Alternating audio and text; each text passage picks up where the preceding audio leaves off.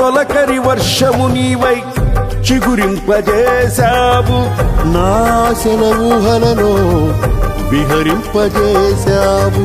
నా తొలకరి వర్షము నీవై చిగురింపజేశావు, నా ఆశల ఊహలలో విహరింపజేశావు.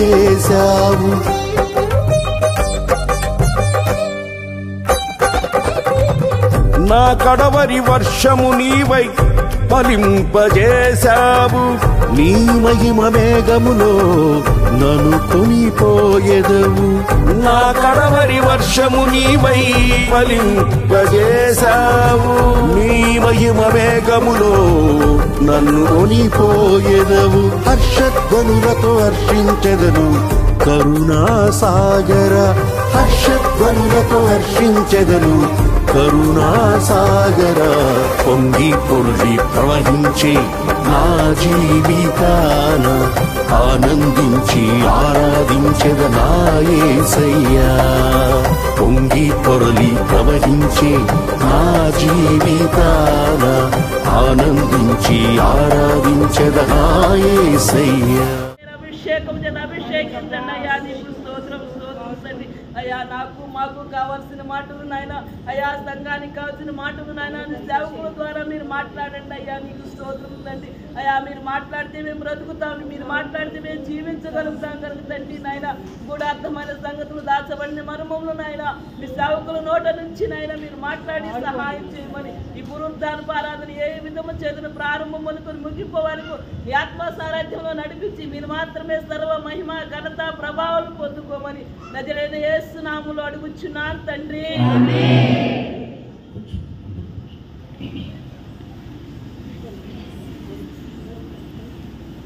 ఆమేన్. హల్లెలూయా.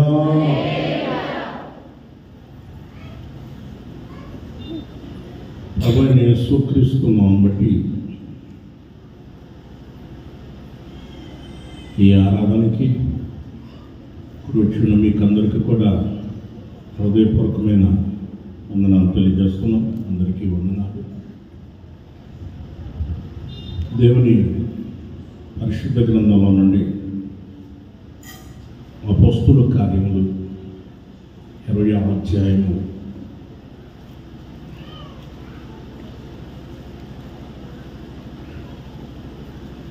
32వ వాక్యం. ఇప్పుడు దేవునికి ఆయన కృపావాక్యమునకు మిమ్మును అప్పగించున్నాను. ఆయన మీకు క్షేమాభివృద్ధి కలుగుచేయుటకు పరిశుద్ధపరచబడిన వారి అందరిలో స్వాస్థ్యం అనుగ్రహించుటకు ఆయన శక్తిమంతుడు. దేవునికి స్తోత్రం. చదువు గట్టిగా హల్లెలూయా.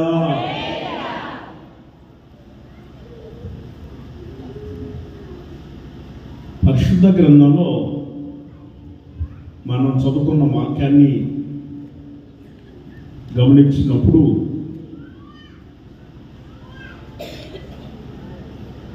అపోస్తలుడైన పౌలు గారు ఆనాడు సంఘానికి తెలియచేసి ఈ మాటను తెలియచేస్తూ మాట్లాడారు. వారికి ఆ రోజున తెలియచేస్తే ఈరోజు పరిశుద్ధాత్మ దేవుడు మనకు తెలియజేస్తున్న విషయం ఏమిటనంటే, ఇప్పుడు దేవునికిని ఆయన కృపావాక్యమునకు నేను మిమ్మల్ని అప్పగించుతున్నాను అని అన్నాడు.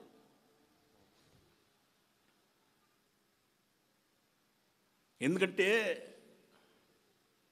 మీకు క్షేమాభివృద్ధి కలుగు చేయుటకు పరిశుద్ధులలో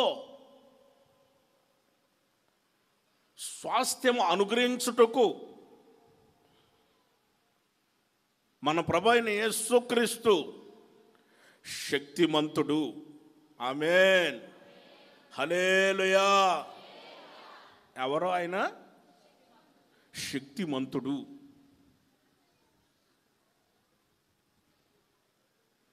మన ప్రభువు ఆయన ఎవరు అనంటే శక్తిమంతుడు. శక్తిమంతుడు ఏం చేస్తాడు అనంటే మన జీవితాలలో ఒక ఉన్నతమైన కార్యాలు చేస్తూ ఆయన యొక్క శక్తి ఏమిటో ఆయన చూపిస్తాడు. ఎందుకంటే గత వేల సంవత్సరాల క్రితం మన పితరులు అయిన ఇశ్రాయేలు జనాంగం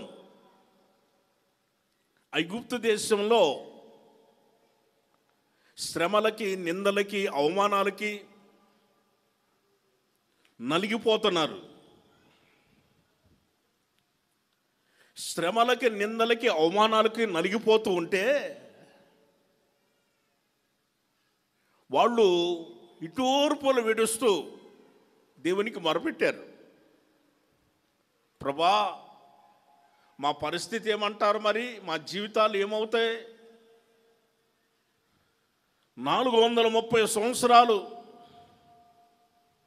ఈ ఇనప కొలిమిలో, ఇబ్బందులలో, ఇరుకులలో మేము అల్లాడిపోతున్నాం. మా జీవితాలు ఇంతేనా, ఇలాగే ఉంటాయా అని చాలా బాధపడిపోతూ వారు విట్టూర్పులు విడుస్తూ దేవునికి మొరపెట్టుకున్నారు. మొరపెట్టినప్పుడు పరిశుద్ధ గ్రంథంలో రాయబడి ఉన్న వాక్యాన్ని మనం గమనించినప్పుడు నిర్గమాకాండం 2వ అధ్యాయంలో 23వ వాక్యం నుండి ఈ మాటలన్నీ కూడా మనకు కనిపిస్తాయి. అయితే వారు పెట్టిన యొక్క మొరను దేవుడు ఆయన ఆలకించి అబ్రహాము, ఇస్సాకు, యాకోబులతో తాను చేసిన యొక్క నిబంధనని జ్ఞాపకం చేసుకున్నాడు. వారితో చేసిన నిబంధన జ్ఞాపకం చేసుకొని దేవుడైన యెహోవా ఇశ్రాయేలును చూచెను, దేవుడు వారి యందు లక్ష్యముంచెను. దేవునికి స్తోత్రం, హల్లెలూయా. అంటే మిగిలిన వాళ్ళు చెప్పరా? ఏమన్నా అలిగారా? నా మీద అలిగారా? దేవుని మీద ఏమన్నా అలిగారా? ఎవరి మీద అలిగారు?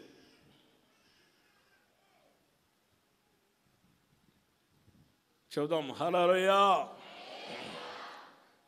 చాలా మంచోళ్ళు, ఎవరి మీద అలగలేదు అన్నట్టు సూచనగా చేతులెత్తి హల్లెలూయా చెప్పారు.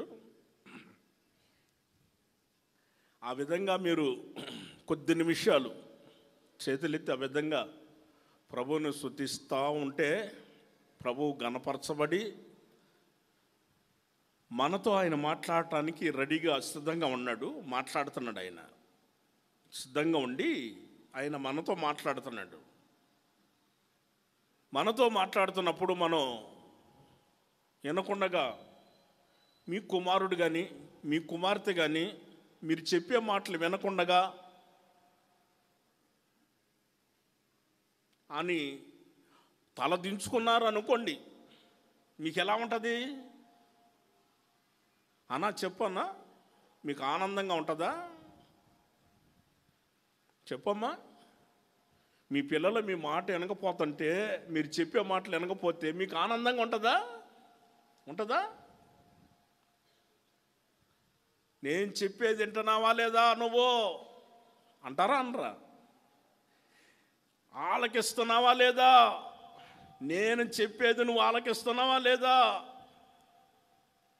అని ఖచ్చితంగా మాట్లాడతారు. మన ప్రభువు కూడా అంతే.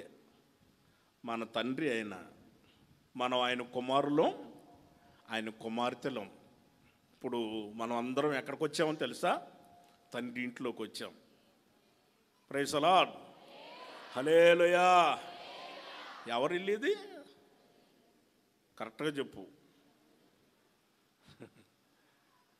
కరెక్ట్గా చెప్పమ్మా. అత్తగారింటికి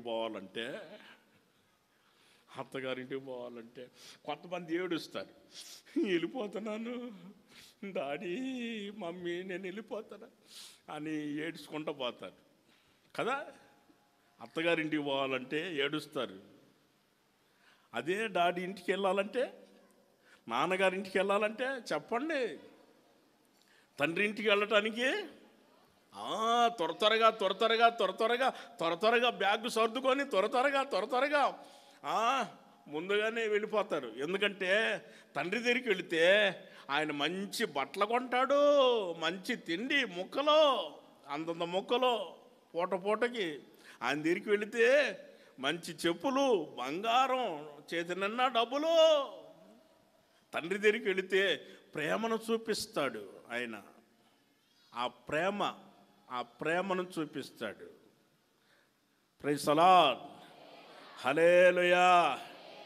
ఇప్పుడు ఎక్కడికి వచ్చాం మనం? కరెక్ట్గా చెప్పమ్మా. ఎవరో ఏదో చెబుతున్నట్టున్నారు. ఏందమ్మా?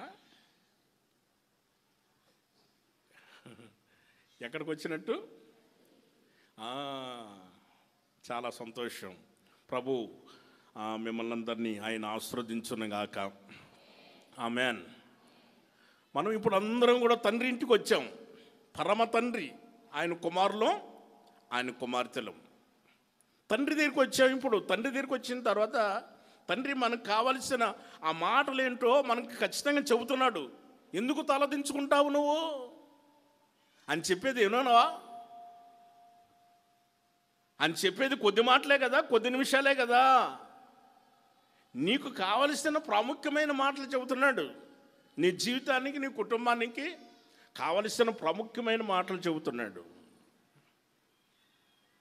అప్పుడు ఖచ్చితంగా అని చెప్పేది ఆలకించిన ఎడల, నీవు నా మాట ఆలకించిన ఎడల భూమి యొక్క మంచి పదార్థాలు అనుభవిస్తావు అని అన్నాడు. ఆమేన్, హల్లెలూయా. చూడండి, దేవుడు ఆయన మనల్ని పరిశుద్ధుల యొక్క స్వాస్థ్యములో యెహోమందును, ఇప్పుడు యెహోమందు పరిశుద్ధులతో పాటు ఉన్నాము. యెహోమందును పరమందును పరిశుద్ధులలో స్వాస్థ్యము అనుగ్రహించుటకు ఆయన మనకు శక్తిమంతుడు, మనల్ని ఆ విధంగా చేయటానికి శక్తిమంతుడిగా ఉన్నాడు. ఆయన పరిశుద్ధులలో స్వాస్థ్యం అనుగ్రహించటానికి, పరిశుద్ధులలో స్వాస్థ్యం అనుగ్రహించడానికి పరిశుద్ధులతో పాటు వారితో పాటు ఉండటం అనేది మామూలు విషయం కాదండి. పరిశుద్ధులు అనేకమైన విషయాలు నేర్పిస్తారు. పరిశుద్ధులు వారితో పాటు ఉన్నప్పుడు వారు మనకి చాలా గొప్ప మర్మాలు, అనేకమైన గూఢార్థాలు, లోతైన సత్యాలు ఆయన మనకు తెలియచేస్తాడు. ఈ రోజున క్రీస్తునందు ప్రియ దేవుని బిడ్డలారా, ఒకసారి నువ్వు ఆలోచించు. ఆయన నీ పట్ల ఆయన కార్యాలు చేయాలని ఆయన రెడీగా ఉన్నాడు, సిద్ధంగా ఉన్నాడు. ఆయన ఎవరో ఏంటి? శక్తిమంతుడు. దేవునికి స్తోత్రం. ఒక్కటి, మొదటది ఆదికాండం 17వ అధ్యాయం మొదటి 2 వాక్యాలు.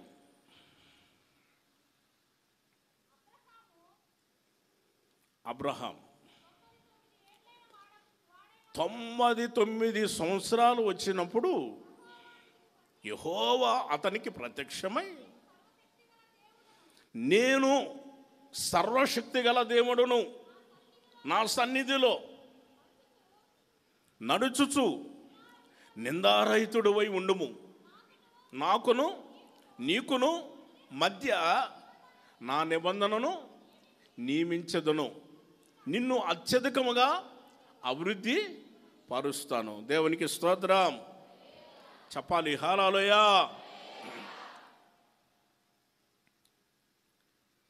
దేవుడైన యెహోవా అబ్రహాము దగ్గరికి వచ్చాడు.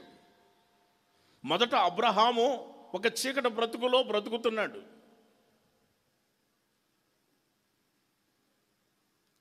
చీకటి బ్రతుకులో బ్రతికిన అబ్రహాం యొక్క జీవితాన్ని దేవుడు పరిశీలించిన వాడై, పరిశోధన చేసిన వాడై, చీకటిలో నుండి వారిని తీసుకొని వచ్చాను కదా, వీరిని ఆశీర్వదించాలని దేవుడు కార్యాలు చేయాలని ప్రారంభించాడు. ప్రారంభించిన దేవుడు వెంటనే అబ్రహాంతో మాట్లాడాడు. అబ్రహామా, నిన్నెవరినో తెలుసా? తెలుసా తెలీదా? నేను సర్వశక్తి గల దేవుడును, నేను సర్వశక్తి గల దేవుడును అని అబ్రహాముతో ఖచ్చితంగా దేవుడు మాట్లాడుతున్నాడు. నాకును నీకును మధ్య ఒక నిబంధనను ఏర్పాటు చేస్తున్నాను. నాకును నీకు మధ్య ఒక నిబంధన ఏర్పాటు చేసి నిన్ను అత్యధికముగా అభివృద్ధి చేస్తాను అని దేవుడు మాటిచ్చాడు. అదే ప్రకారంగా దేవుడైన యెహోవా అబ్రహాముకు ఆయన ప్రేమించి ఒక చక్కటి మగపిల్లవాడిని ఇచ్చి, ఒక చక్కటి మగపిల్లవాడిని ఇచ్చాడు. ఎందుకంటే సంతానం లేక చాలా ఇబ్బంది పడ్డాడు ఆయన. దేవుడు ప్రేమించి ఓ చక్కటి సంతానం ఇచ్చి, శక్తి కలిగిన దేవుడు, సర్వశక్తి కలిగిన దేవుడు, ఆయన శక్తిమంతుడు, ఇచ్చాడు ఆయన.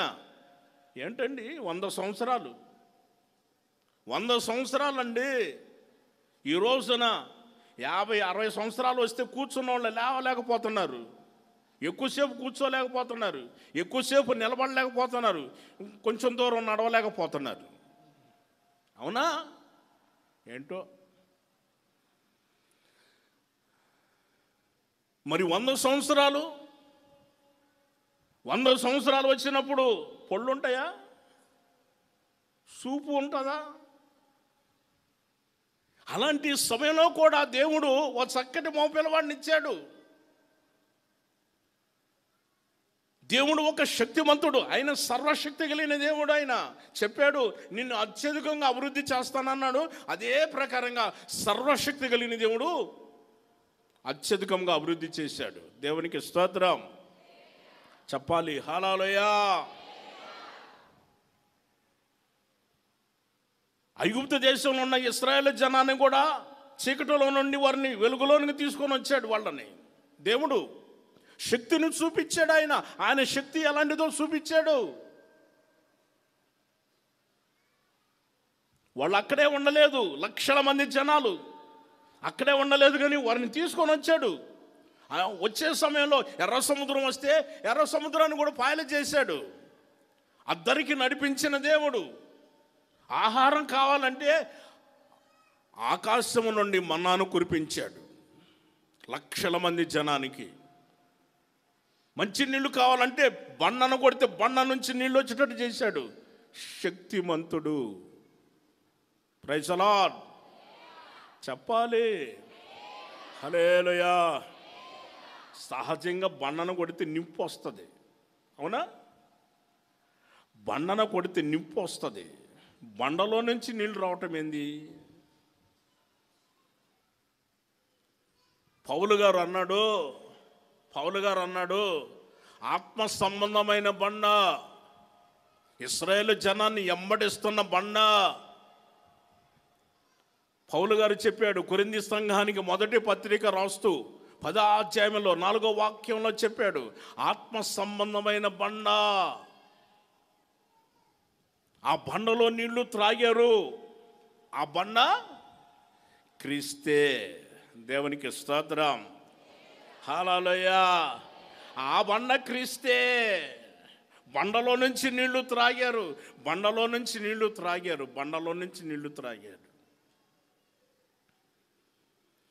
దేవుడు ఆ విధంగా వారికి ఆయన యొక్క శక్తి ఎలాంటిదో చూపించాడు. బండ నుంచి కూడా నీళ్ళు వచ్చినట్టు చేశాడు. ఆకాశం నుంచి మన్నాను కురిపించాడు. అయ్యా ఎంతకాలం ఈ మన్నా తింటామో, కొంచెం ముక్కలు కావాలయ్యా మాకు, ఇంక దండం పెడతాము, మాకు ముక్కలు కావాలయ్యా అని. ఏమండి, నన్ను ఆ మధ్య చాలామంది అడిగారు. ప్రతి సంఘాల్లో కూడా వెళ్ళినప్పుడు ఆయా సంఘాల్లో నన్ను అడిగారు, అన్నా ప్రేమ ఇందు చేసుకుంటామన్నా అని అన్నారు. ప్రేమ ఇందు అంటే ఏమిటి అని అడిగాను. ప్రేమ ఇందు అంటే ఏమిటి అని అంటే, అదేనన్నా చికెను ముక్కలు, ముక్కలన్నా అన్నా తెచ్చుకుంటామన్నా, అన్నా మాంసం తెచ్చుకుంటామన్నా, ముక్కలు తెచ్చుకుంటామన్నా, ప్రేమ విందు చేసుకుంటామనండి. ఏమండి, ముక్కల్లోనే ప్రేమ ఉందా? సాంబార్లో ప్రేమ లేదా? ఏంటండి మీరందరూ, సాంబార్లో ప్రేమ లేదా? కాదు, పచ్చిమిరకాయల పచ్చళ్ళలో ప్రేమ లేదా? అంటే ముక్కల్లోనే ప్రేమ ఉందా? కదండి, ముక్కల్లోనే ప్రేమ ఉందా? ముక్కలు పెడితేనేమో ఆహాహాహాహా నవ్వుకొని తింటారు. ఏమండి, ఎవరికైనా సాంబార్ కానీ పోసారు,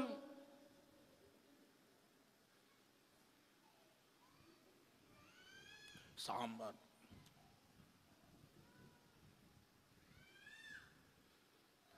అని అంటారు. ముక్కలు అనుకో, అబ్బో మామూలుగా కాదు, కలర్ రైస్, ముక్కలు అదిరిపోయిందండి.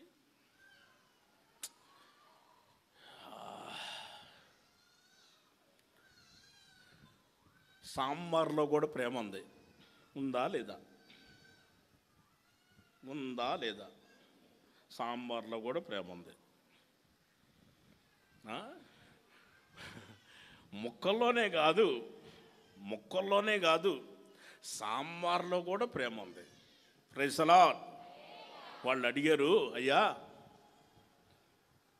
మేము మన్నా తిని అల్లాడిపోతున్నాము, కొంచెం నోరు ఏంటి చప్పబడిపోయింది, కొంచెం ఏదో తినాలనిపిస్తుంది, ముక్కలు పంపిస్తావా, మాకు మాంసం కావాలని దైవజనుడిని అడిగారు.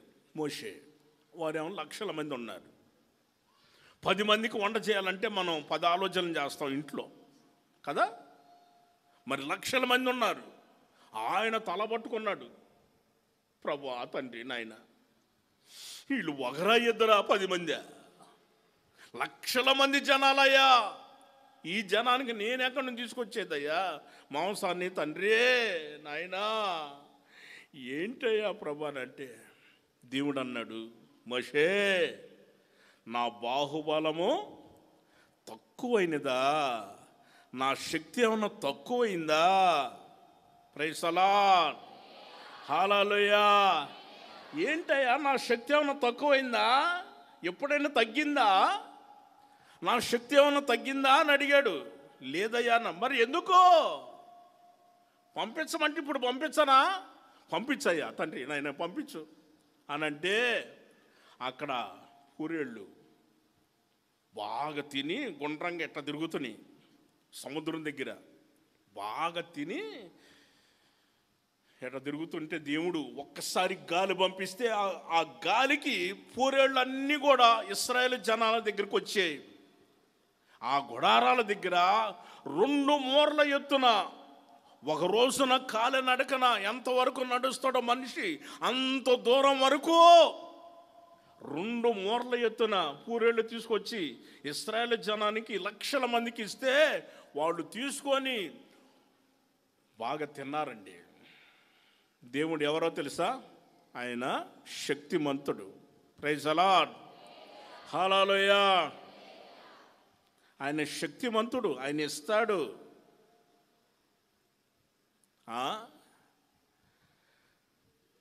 ఆనాడు ఇశ్రాయేలు జనాన్ని ఆ విధంగా చేశాడు దేవుడు. ఆ తర్వాత అబ్రహాం యొక్క జీవితంలో సంతానం లేదంటే దేవుడు చక్కటి సంతానం ఇచ్చాడు. ఆ సంతానం ఇవ్వటమే కాకుండా ఆ సంతానాన్ని అత్యధికముగా అభివృద్ధి కాదు, అత్యధికమైన అభివృద్ధి. అంతటి యొక్క అభివృద్ధిలోనికి దేవుడు మనల్ని తీసుకురావాలనే ఈ రోజున సర్వశక్తిమంతుడైన దేవుడు మనతో మాట్లాడుతున్నాడు. ఆమేన్. ఏంటంటే చిన్నగా చెప్పారు, మీకొద్దా? ఆమేన్ ఆమేన్. కొంతమంది నేను ముందే చెప్పాను మీరు నన్ను చూడటం ఎంత నిజమో నేను మిమ్మల్ని చూడటం కూడా అంతే నిజం. Praise the lord. హల్లెలూయా. నేను మాట్లాడటము, నేను యాక్షన్ చేయటము, నా క్రియలు, నేను మాట్లాడేది మొత్తం చూస్తున్నారు. మీరు చూస్తున్నారా? చూడట్లేదా? చూస్తున్నారు. మరి మీరు చూసినప్పుడు నేను చూడకూడదా? ఏంటండి? మరి నేను చూస్తున్నా మిమ్మల్ని. ప్రభువుని స్తుతించుట, 10 తంతుల స్వరమండలంతో ఆయన్ని కీర్తించుట మంచిది అని అన్నాడు కీర్తనాకారుడు. ఈ రోజున క్రీస్తునందు ప్రియ దేవుని బిడ్డలారా, సహోదరి సహోదరులారా, మరొక్క మాట పరిశుద్ధ గ్రంథంలో మనకు కనిపిస్తాయి. ఆదికాండంలోని 35వ అధ్యాయంలో 11వ వాక్యాన్ని ఒకసారి గమనించి చూస్తాము.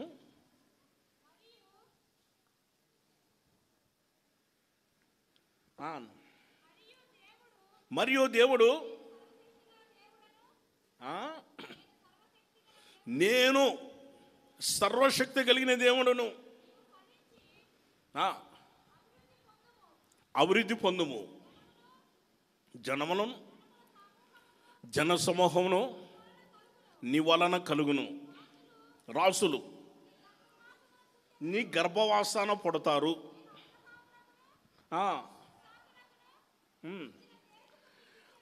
ఆమేన్. హల్లెలూయా. చూడండి, ఇప్పుడు పరిశుద్ధ గ్రంథ లేఖనాలు చదువుకున్నవి మనం గమనించినప్పుడు ఆయన పేరు యాకోబు. ఆయన పేరేంటి? యాకోబు. యాకోబుని ఒకసారి మనం గమనించి చూస్తే ఇస్సాకు యొక్క 2వ కుమారుడు, అబ్రహాం యొక్క మనవడు. ఇస్సాకు యొక్క 2వ కుమారుడు ఎవరో? యాకోబు. తల్లిని విడిచాడు, తండ్రిని విడిచిపెట్టాడు, అన్నను విడిచిపెట్టాడు, బంధువులు విడిచిపెట్టాడు, రక్త సంబంధికులు విడిచిపెట్టాడు, తన గ్రామాన్ని, తన ప్రాంతాన్ని, తన వాసులందరినీ కూడా విడిచిపెట్టాడు. ఆ ప్రాంత వాసులందరినీ విడిచిపెట్టి తన మామగారింటికి వెళ్ళాడు. తన మామగారింటికి వెళుతూ దారిలో కాలినడకన నడుచుకుంటూ వెళుతున్నప్పుడు జరిగిన సంఘటన, ఆయన రాత్రిపూట ఒక రాయి తీసుకొని తలగడగా పెట్టుకొని నిద్రపోయాడు. నిద్రపోతా ఉన్నాడు. నిద్రపోతునేసరికి దేవుడు ప్రత్యక్షమయ్యాడు. దేవుడు ఒక్కసారిగా తెల్లవారుజామున ఆయన కల వచ్చింది, ప్రత్యక్షమయ్యాడు. అది ఏమిటనంటే, ఆకాశం నుంచి భూమి మీదకి ఒక నిచ్చెన వేయబడింది. దేవదూతలు క్రిందకు దిగుతున్నారు, పైకి ఎక్కుతున్నారు, క్రిందకు దిగుతున్నారు, పైకి ఎక్కుతున్నారు, క్రిందకు దిగుతున్నారు, పైకి ఎక్కుతున్నారు. పైన కొన మీద అని రాస్తుంది. నేను చెప్పే మాటలు ఆదికాండం 28వ అధ్యాయంలో, కొన మీద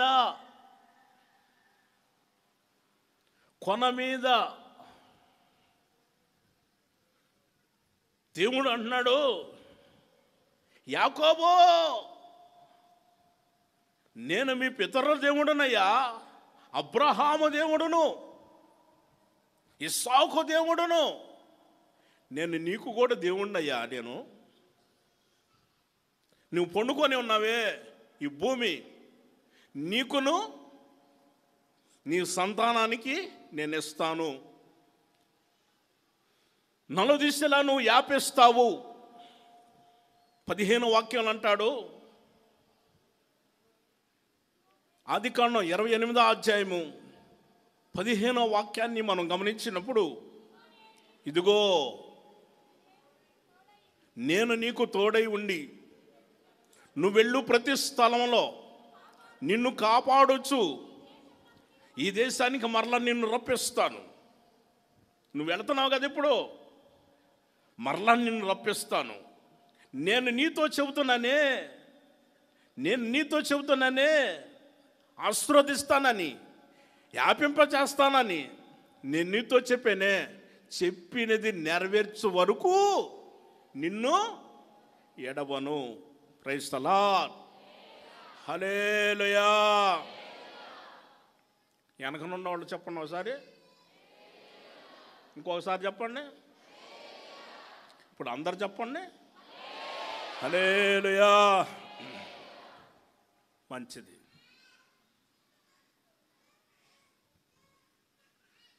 అక్కడ యాకోబు ఒక్కసారిగా తుళ్ళిపడి లేచి, ఇది భయంకరం, ఈ స్థలం భయంకరమైనది, ఇది పరలోకపు గవిని. అంటే పరలోకపు గవిని అని అంటే అర్థం ఏంటంటే పరలోకానికి వెళ్ళటానికి ద్వారము, పరలోకానికి వెళ్ళటానికి మార్గము, ద్వారము, వేరొకటి కాదు. ఇది దేవుని మందిరమే. ఇదేంటి? దేవుని మందిరం తప్ప మరొకటి కాదు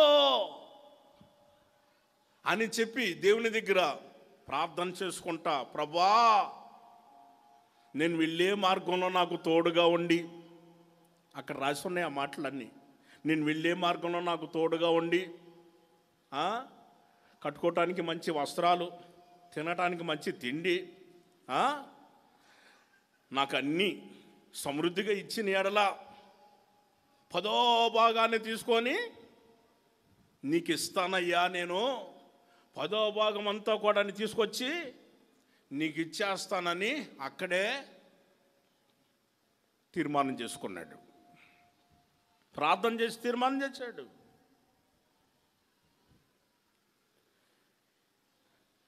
తీర్మానం చేసి వెళ్ళిపోయాడు. 20 సంవత్సరాలు ఉన్నాడు అక్కడ. తన మామగారు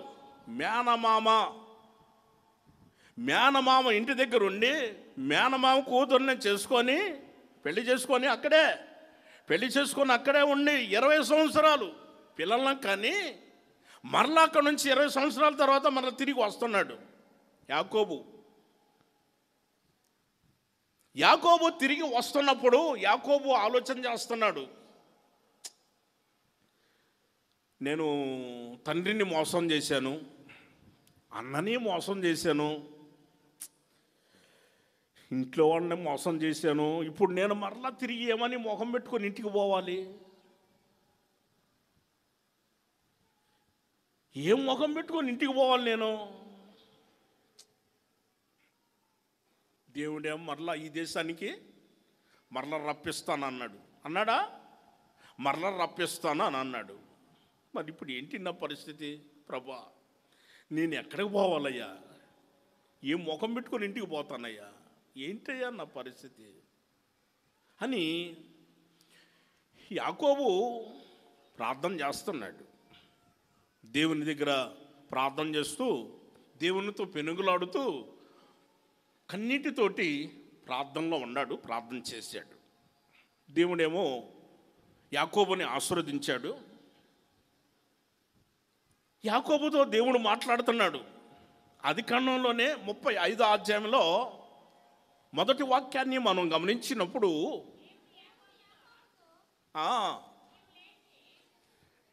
దేవుడు యాకోబుతో చెప్పి అంటాడు, నువ్వు లేచి బేతేలునకు వెళ్ళు, అక్కడికి వెళ్ళు, అక్కడ బలిపీఠం కట్టు, అక్కడ ప్రైజ్ ది లార్డ్ చెప్పాలి. హల్లెలూయా. యాకోబు ఎందుకయ్యా కూర్చొని ఆలోచన చేస్తావు? ఎందుకు కూర్చొని ఆలోచన చేస్తావు? యాకోబు లేచి బయలుదేరు, నేను ప్రత్యక్షమయ్యాను కదా, బేతేలునకు వెళ్ళు అని అన్నాడు. బేతేలు అని అంటే అర్థం దేవుని మందిరం. ఏంటది? దేవుని మందిరము. దేవుని మందిరంలో ఏమున్నాయి? మేలులు ఉన్నాయమ్మా. దేవుని మందిరంలో ఏమున్నాయి? మేలులు ఉన్నాయి. కీర్తనాకారుడైన దావీదు మహారాజు 65వ కీర్తనలో 4వ వాక్యంలో ఆ విషయాన్ని చెప్పాడు. ఏమని? నీ మందిరంలో ఉన్న మేలుల చేత మేము తృప్తి పొందేదము. దేవునికి స్తోత్రం చెప్పాలి. హల్లెలూయా. నీ మందిరంలో ఉన్న మేలుల చేత మేము తృప్తి పొందేదమయ్యా. దేవుని మందిరంలో ఆనంద ప్రవాహం అన్నది. దావీదు మహారాజు అంటాడు, దేవుని మందిరంలో ఆనంద ప్రవాహం అన్నదని అన్నాడు. దేవుని యొక్క సన్నిధిలో సంపూర్ణమైన సంతోషం ఉంది. అన్నీ పోగొట్టుకున్నాడు, సమస్తం అన్నీ పోగొట్టుకొని ఇప్పుడు తిరిగి వస్తున్నాడు. శరీర సంబంధమైన ఆశీర్వాదాలు ఉన్నాయి, లేవని కాదు. శరీర సంబంధమైన ఆశీర్వాదాలు ఉన్నాయి, కానీ ఆత్మ సంబంధమైన ఆశీర్వాదాలు కోల్పోయాడు. మనసుకు శాంతి లేదు, మనశ్శాంతి లేదు. ఉందా? మేలులు ఏమైనా ఉన్నాయా? తన జీవితంలో సంతోషం ఉందా? ఆనందం ఏమైనా ఉందా? కోల్పోయాడు. దేవుడు అంటాడు, బేతేలునకు వెళ్ళు, దేవుని మందిరానికి వెళ్ళు. Praise the lord. హల్లెలూయా. ఏమండి, ఇప్పుడు ఒక మాట నేను అడుగుతున్నాను. మీ పనులన్నీ పక్కన పెట్టుకొని ఇక్కడికి వచ్చారు. ఎందుకు వచ్చారు? ఏంటో చెప్పట్లేదు. ఆచారానికి వచ్చారా? లేకపోతే వెళ్ళాలి, వారం వారం ఆదివారం వెళ్ళాలి అన్నట్టుగా వచ్చారా? దేనికి వచ్చారు? ఏంటో చెప్పట్లే. దేనికి వచ్చారండి? దేనికి వచ్చారనంటే, దేవుని మందిరానికి వెళితే మాకు ఆనంద ప్రవాహం దొరుకుతుంది. దేవుని మందిరానికి వెళితే సంపూర్ణమైన సంతోషం దొరుకుతుంది. దేవుని మందిరానికి వెళితే మేలులు మా జీవితాల్లో కలుగుతాయి. అందుకోసమే దేవుని మందిరానికి వచ్చింది. ప్రైజ్ ది లార్డ్ చెప్పాలి. హల్లెలూయా. సహోదరులు ఐక్యత కలిగి నివసించుట ఎంత మేలు, ఎంత మనోహరం. ఆశీర్వాదమును శాశ్వతమైన జీవము అక్కడ ఉన్నాయి. ఎక్కడ? ఏంటో చెప్పట్లేదు. పెళ్ళిళ్ళలోనా, శుభకార్యాల్లోనా, పేరంటాల్లోనా, ఎక్కడమ్మా? గంటల తరబడి ఉంటారు అక్కడ, గంటల తరబడి ఉంటారు. దేవుని మందిరంలో ఉండాలంటే టైం చూసుకుంటూ ఉంటారు కొంతమంది. దేవుని మందిరంలో కూర్చోవాలంటే టైం చూసుకుంటూ ఉంటారు. ఆ పెళ్ళిలో కూడా టైం చూసుకుంటావా? కాదు, పెళ్ళిలో కూడా నువ్వు వెళతావు పెళ్ళికి, ఆ టైం చూసుకుంటావా? ఓ రోజున పెళ్ళి జరుగుతుంది, మనోళ్ళే పెళ్ళి జరుగుతుంది. అన్న ఉదయం 10 గంటలకు పెళ్ళానా, మీరు ఉదయాన్నే వచ్చేసేయండి, టిఫిన్ కూడా మేము ఏర్పాటు చేస్తాము. కరెక్ట్గా 10 గంటలకి అమ్మాయిని అబ్బాయిని రెడీ చేసి పెడతాము, మీరు వచ్చేయండి అన్న అన్నారు. మంచిది అన్నాను. 9 గంటలకు పోయి కూర్చున్నాను. టిఫిన్ కూడా పెడతాను అన్నారు కదా. 9 గంటలకే పోయి కూర్చున్నాం. కూర్చోనంటే టెంట్ వేశారు, టెంట్ కింద కూర్చోబెట్టారు, స్టేజ్ చేశారు. ఫ్యాన్ కూడా లేదు, భయంకరమైన ఎండల కాలమే కదా పెళ్ళిళ్ళు ఎక్కువ జరిగేది.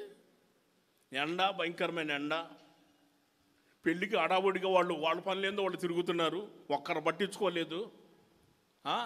టిఫిన్ అన్నారు, మరి టిఫిన్ ఒకళ్ళు తీసుకురాలేదు. అన్నా ప్రైజ్ లాడన్నా ప్రైజ్ లాడన్నా వచ్చారా, మంచిది అన్నారు. ప్రైజ్ లాడక్క ప్రైజ్ లాడ మంచిదన్నా, చాలా సంతోషం అన్నా, మేము చెప్పగానే వచ్చేసారన్నా, సంతోషం అన్నా, ప్రైజ్ లాడు.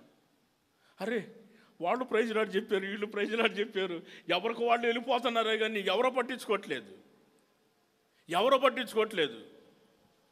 అరే టిఫిన్ అన్న చేసి ఉంటే పోయాము బాగుండేది, టిఫిన్ చేయకుండా పోయాము. ఏంటి పరిస్థితి? పల్లెటూరు, అది చాలా గ్రామం. అక్కడేమో వాటర్లు ఉండవు, వాటర్లో నుంచి తెచ్చుకుందాం అంటే వాటర్లు కూడా లేవు, మళ్ళీ టౌన్కి రావాలి, చాలా దూరం రావాలి. ఏం చేయాలో అర్థం కావట్లేదు, ఒకరు పట్టించుకోవట్లేదు.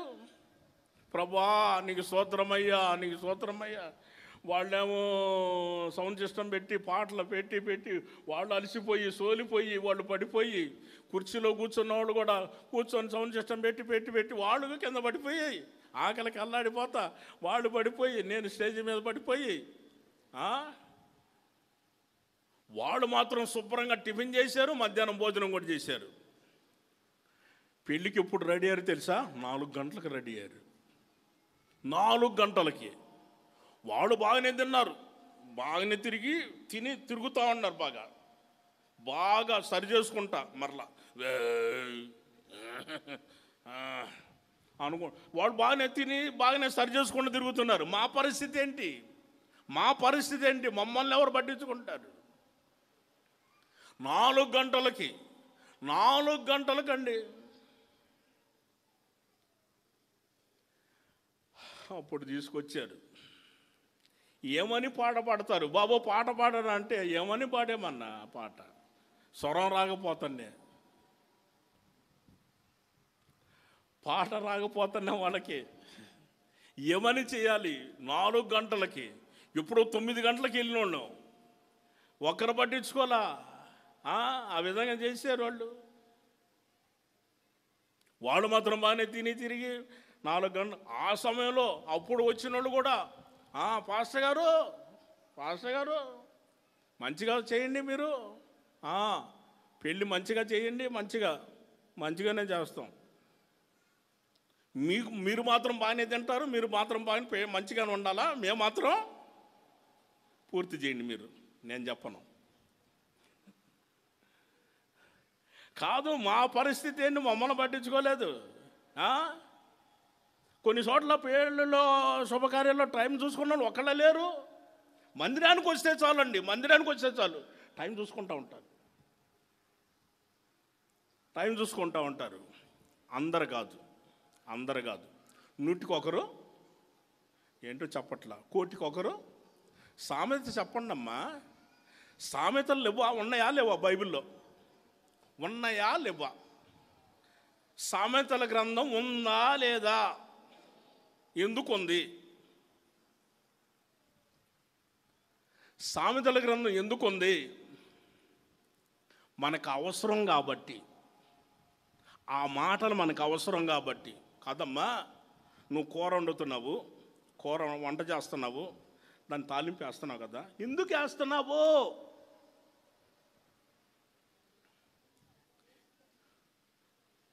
అమ్మా రుచి రావటానికి కదా, మంచిదమ్మా. రుచి రావటానికే తాలింపు వేశారమ్మా.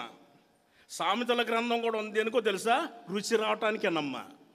మనిషి జీవితానికి ఎందుకో తెలుసా? సామెతలో రుచి రావటానికి, రుచి కోసం, ఎగతాళి చేయటానికి కాదు, రుచి కోసం, రుచిగా ఉండటానికి. ఇప్పుడు చెప్పండి, 100కి 1,000,000, 100కి 1,000,000 టైం చూసుకుంటూ ఉంటారు. వాళ్ళని బట్టి మిగిలిన వాళ్ళు కూడా చూసుకుంటూ ఉంటారు. వద్దు, దేవుని మాటలు కావాలి మనకి, శ్రేష్టమైన మాటలు, అమూల్యమైన మాటలు. ప్రైజ్ ది లార్డ్, హల్లెలూయా. శ్రేష్టమైన మాటలు, అమూల్యమైన మాటలు.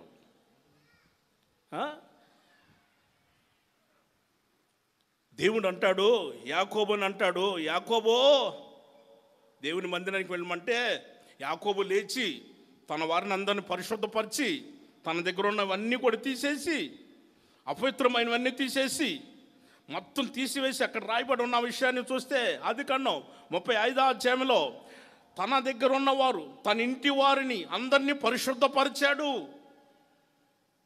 యాకోబు తన వారిని పరిశుద్ధపరిచి అందరిని కూడా తీసుకొని వెళుతున్నాడు. ఎక్కడికో తెలుసా? దేవుని మందిరానికి. దేవుని మందిరానికి తీసుకొని వెళ్ళి అక్కడ దేవుని ఆరాధించుకుంటే అప్పుడు ప్రత్యక్షమయ్యాడు యాకోబుకి దేవుడు. యాకోబో, యాకోబో, నేను సర్వశక్తి గల దేవుడును. ప్రైజ్ ది లార్డ్ చెప్పాలి. హల్లెలూయా. నేను సర్వశక్తి గల దేవుడనయ్యా. నువ్వు ఫలించి అభివృద్ధి పొందుము, జనములు జన సమూహం నీ వలన కలుగును, రాసులు నీ గర్భవాసన పడతారు. ఆయన మాట ఇచ్చాడు, అదే ప్రకారంగా దేవుడు చేశాడు. వారి జీవితాల్లో జరిగాయి. దేవునికి స్తోత్రం. గట్టిగా చెప్పాలి హల్లెలూయా. మంచిది. మూడో విషయాన్ని మనం గమనించినట్లయితే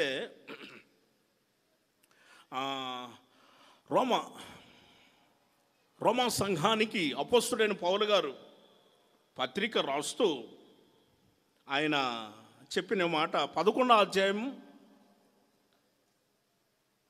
23వ వాక్యం. నిజమేనమ్మా. అంటుకట్టబడును,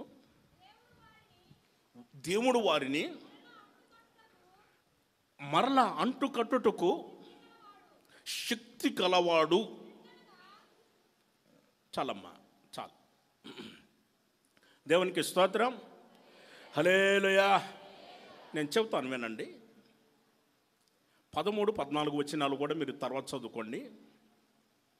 తన వారు అందరూ కూడా అన్యజనులు, తన వారు అందరూ కూడా రక్షించబడాలని అపోస్తలుడైన పౌలు గారు చాలా ఆశపడ్డాడు. చాలా ఆశపడ్డాడు. నా రక్త సంబంధికులు అందరూ కూడా మారు మనసు పొందాలి, రక్షణ పొందాలి, వారు కూడా ప్రభువుతో అంటుకట్టబడాలి, మరలా వాళ్ళని అంటుకట్టుటకు, వారిని రక్షించడానికి దేవుడు శక్తిమంతుడు అన్న విషయాన్ని చెబుతున్నాడు. ప్రతి మనిషి కూడా కట్టబడాలి. ప్రతి మనిషి కూడా కట్టబడాలి. ఏ విధంగా కట్టబడాలి, ఎలా కట్టబడాలి అన్న విషయాన్ని మనం గమనించినప్పుడు అపోస్తలుడైన పౌలు గారు ఎఫెసీ సంఘానికి ఆయన పత్రిక రాస్తూ 2వ అధ్యాయంలో 20 నుంచి 22 వచనం వరకు, క్రీస్తు యేసే ముఖ్యమైన మూలరాయి అయి ఉండగా అపోస్తులను ప్రవక్తలు యేసిన పునాది మీద మీరు కట్టబడి ఉన్నారు.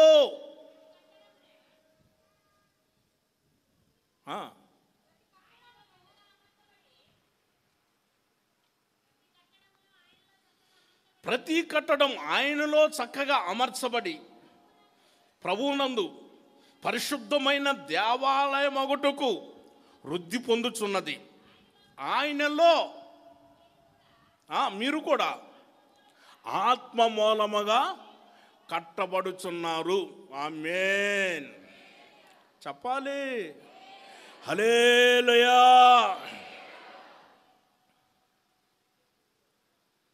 అపోస్తలుడైన పౌలు గారు ఆయన మొదటే చెప్పాడు, దేవునికి కృపావాక్యానికి నేను మిమ్మల్ని అప్పగిస్తున్నాను అని అన్నాడు. ఎందుకో తెలుసా? మీరు క్షేమాభివృద్ధి పొందటానికి, పరిశుద్ధులలో స్వాస్థ్యము అనుగ్రహించబడటానికి దేవుడు శక్తిమంతుడిగా ఉన్నాడు. ఓకేనా? Praise the lord. ఇప్పుడు చెప్పండి అందరూ ఏంటి? హల్లెలూయా, హల్లెలూయా.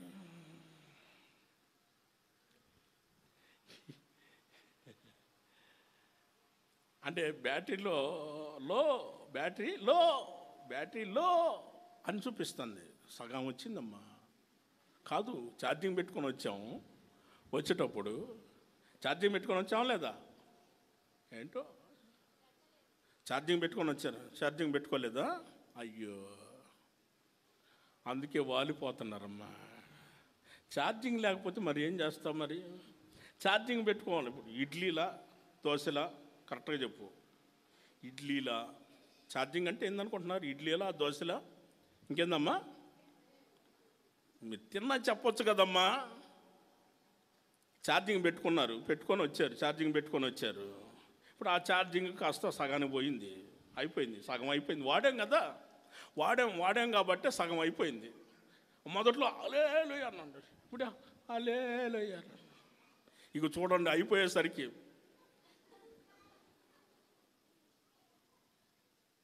అని అంటారు. కావాలంటే చూడండి, ప్రతి చోట ఇదే. ఇప్పుడు సగం అయిపోయిందమ్మా, 30% వరకు వాడదాము, 10% ఉంచుకుందాము. మళ్ళీ ఇంటికి వెళ్ళాలి కదా, ఛార్జింగ్ ఉండాలి కదా. 10% ఉంచుకుందాము, 30% దేవుని కోసం వాడదాం. ప్రైజ్ ది లార్డ్, హల్లెలూయా. చాలా మంచివాళ్ళు మీరు, మంచి విషయాలు మీరు తెలుసుకుంటున్నారు, మంచి విషయాలు తెలుసుకుంటున్నారు. అపోస్తుడైన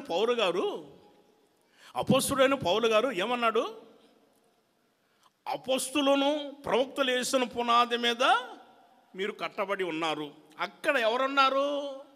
క్రీస్తు యేసే ముఖ్యమైన మూలరాయి. క్రీస్తు యేసే ముఖ్యమైన మూలరాయి అయి ఉండగా అపోస్తులు ప్రవక్తలు వేసిన పునాది మీద మీరు కట్టబడి ఉన్నారు. అయితే ఆయన అన్నాడు, ఆయనలో ప్రతి కట్టడము చక్కగా, ఇక్కడ చూడండి, చక్కగా అమర్చబడింది. ఇప్పుడు చూడండి, గోడ చూస్తున్నామా? గోడ చక్కగా కట్టారు. ఒకవేళ వంకర పోయింది అనుకోండి, నిలబడుతుందా? ఒకవేళ వంకర వచ్చింది అనుకోండి, ఎవరిని అడుగుతారు? కాదండి, గోడ వంకరగా కట్టారనుకోండి, ఎవరిని అడుగుతారు? మేస్త్రిని అడుగుతారు. ఎవరండి టాపీ మేస్త్రి గారు ఎవరండి? నేనేనయ్యా. అయ్యా ఏంటయ్యా, చక్కగా కట్టాలి కదా, చక్కగా అమర్చబడి, రాయమట రాయ చక్కగా అమర్చబడాలి కదా. అవి కూడా తూకమేసి చక్కగా చూస్తున్నారు కదా, మంచిగా. ఆ గుండేసి కూడా మంచిగా చూస్తున్నారు. అటు పోయేదానికి లేదు, ఇటు పోయేదానికి లేదు, చక్కగా చూసుకొని ఒక్కొక్క రాయికి దారం వేసుకొనల్లా ఆ గుండేసల్లా చూస్తున్నారు కదా. దేవుడు కూడా మనల్ని పరిశుద్ధమైన దేవాలయం అగుటకు ఆయన మనల్ని చక్కగా అమర్చి ఆయనలో మనల్ని కట్టుచున్నాడు. ప్రైజ్ ది లార్డ్, ఆమేన్, హల్లెలూయా. మనం చూస్తున్న ఈ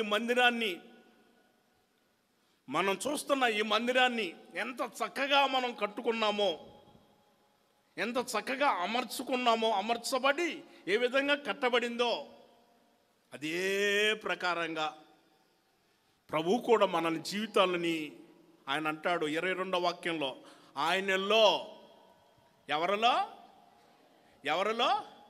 ఆయనలో అనంటే యేసయ్యలో ఆత్మ మూలముగా.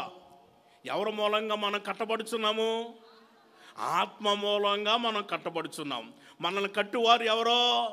పరిశుద్ధాత్మ దేవుడు. ఆయన ఎవరో? శక్తి కలిగిన దేవుడు. ప్రైజ్ ది లార్డ్ చెప్పాలి, హల్లెలూయా. ఒకరోజు యేసు ప్రభు చనిపోయిన రోజులవి. యేసు ప్రభు చనిపోయిన రోజుల్లో ప్రక్కన అందరు కూర్చున్నారు, శిష్యులు అందరూ మాట్లాడుకుంటున్నారు. ఏనా పెద్దన్నా సిమోనన్న ఏంటి మరి మనం ఎట్లాగైనా కూర్చుంటే ఎట్లాగా 3.5 సంవత్సరాలు మరి యేసు ప్రభుతో పాటు తిరిగి అనేక మర్మాలు, గూఢమైన సంగతులు, ఎన్నో ఉపమానాలు ఆయన దగ్గర నేర్చుకున్నాం మనం. మరి ఏంటన్నా మన పరిస్థితి ఏంటన్నా? మనం కూడా వాక్యం చెప్పాలి కదన్నా. యేసు ప్రభు చేసినట్టు మనం కూడా అద్భుతాలు చేయాలి కదన్నా. అదే నేను కూడా ఆలోచన చేస్తున్నాను. పెద్ద ఆయన అంటాడు, అదే నేను కూడా ఆలోచన చేస్తున్నాను. పోదామా, మనం కూడా సువార్త చేద్దాం. యేసు ప్రభు చనిపోయాడు, సమాధి కార్యక్రమం కూడా చేశాం. ఏదో అయిపోయింది. ఆయన మెసేజ్ అనుకున్నాం, ఆయన రాజు అవుతాడు అనుకున్నాం. ఆయన ఏంటో ఆయన ఇట్లాగ అయిపోయాడని తలుసుకున్నలా బాధపడుతున్నారు. చనిపోయిన విషయం, యేసు ప్రభుని సమాధి కార్యక్రమం చేసిన విషయాలు అన్నీ జ్ఞాపకాలు, ఆయనతో పాటు తిరిగిన విషయాలు అన్నీ జ్ఞాపకాలు గుర్తు చేసుకుంటూ బాధపడిపోతున్నారు. తెగ బాధపడుతున్నారు వాళ్ళు. మామూలు కాదు, బాగా బాధపడుతున్నారు వాళ్ళు. ఎందుకన్నా కూర్చొని బాధపడేది? వెళ్ళిపోదాం. ఆయన ఏమన్నాడు? సర్వలోకానికి వెళ్ళండి అన్నాడా? సర్వలోకానికి వెళ్ళండి, సర్వ సృష్టికి సువార్తను ప్రకటించండి, నమ్మి బాప్తిసం పొందినవాడు రక్షించబడును అని అన్నాడు. ఆయన చెప్పాడు కదా మనకి. పదండి, బయలుదేరండి అని అన్నాడు. వాళ్ళు రెడీ అయిపోయారు. వెంటనే అక్కడ ప్రభువు మాట్లాడుతున్నాడు. లోకాసువార్త 24వ అధ్యాయం, లోకాసువార్తలో 24వ అధ్యాయంలో 49వ వచనాన్ని మనం గమనించినప్పుడు 49 చూడండి. అక్కడ రాయబడి ఉన్న విషయాన్ని మనం గమనించినప్పుడు ఆయన అన్నాడు, శిష్యులారా, మీరు యెరూషలేము విడిచిపెట్టి వెళ్ళొద్దు, యెరూషలేములోనే ఉండండి. పైనుండి శక్తి వస్తుంది. శక్తి పొందేంత వరకు మీరు పట్టణంలోనే నిలిచి ఉండండి. దేవునికి స్తోత్రం చెప్పాలి. హల్లెలూయా. పైనుండి శక్తి వస్తుంది, పైనుండి శక్తి వచ్చేంత వరకు ఇక్కడే ఉండండి. వెళ్ళొద్దు, మీరు వెళ్ళొద్దు.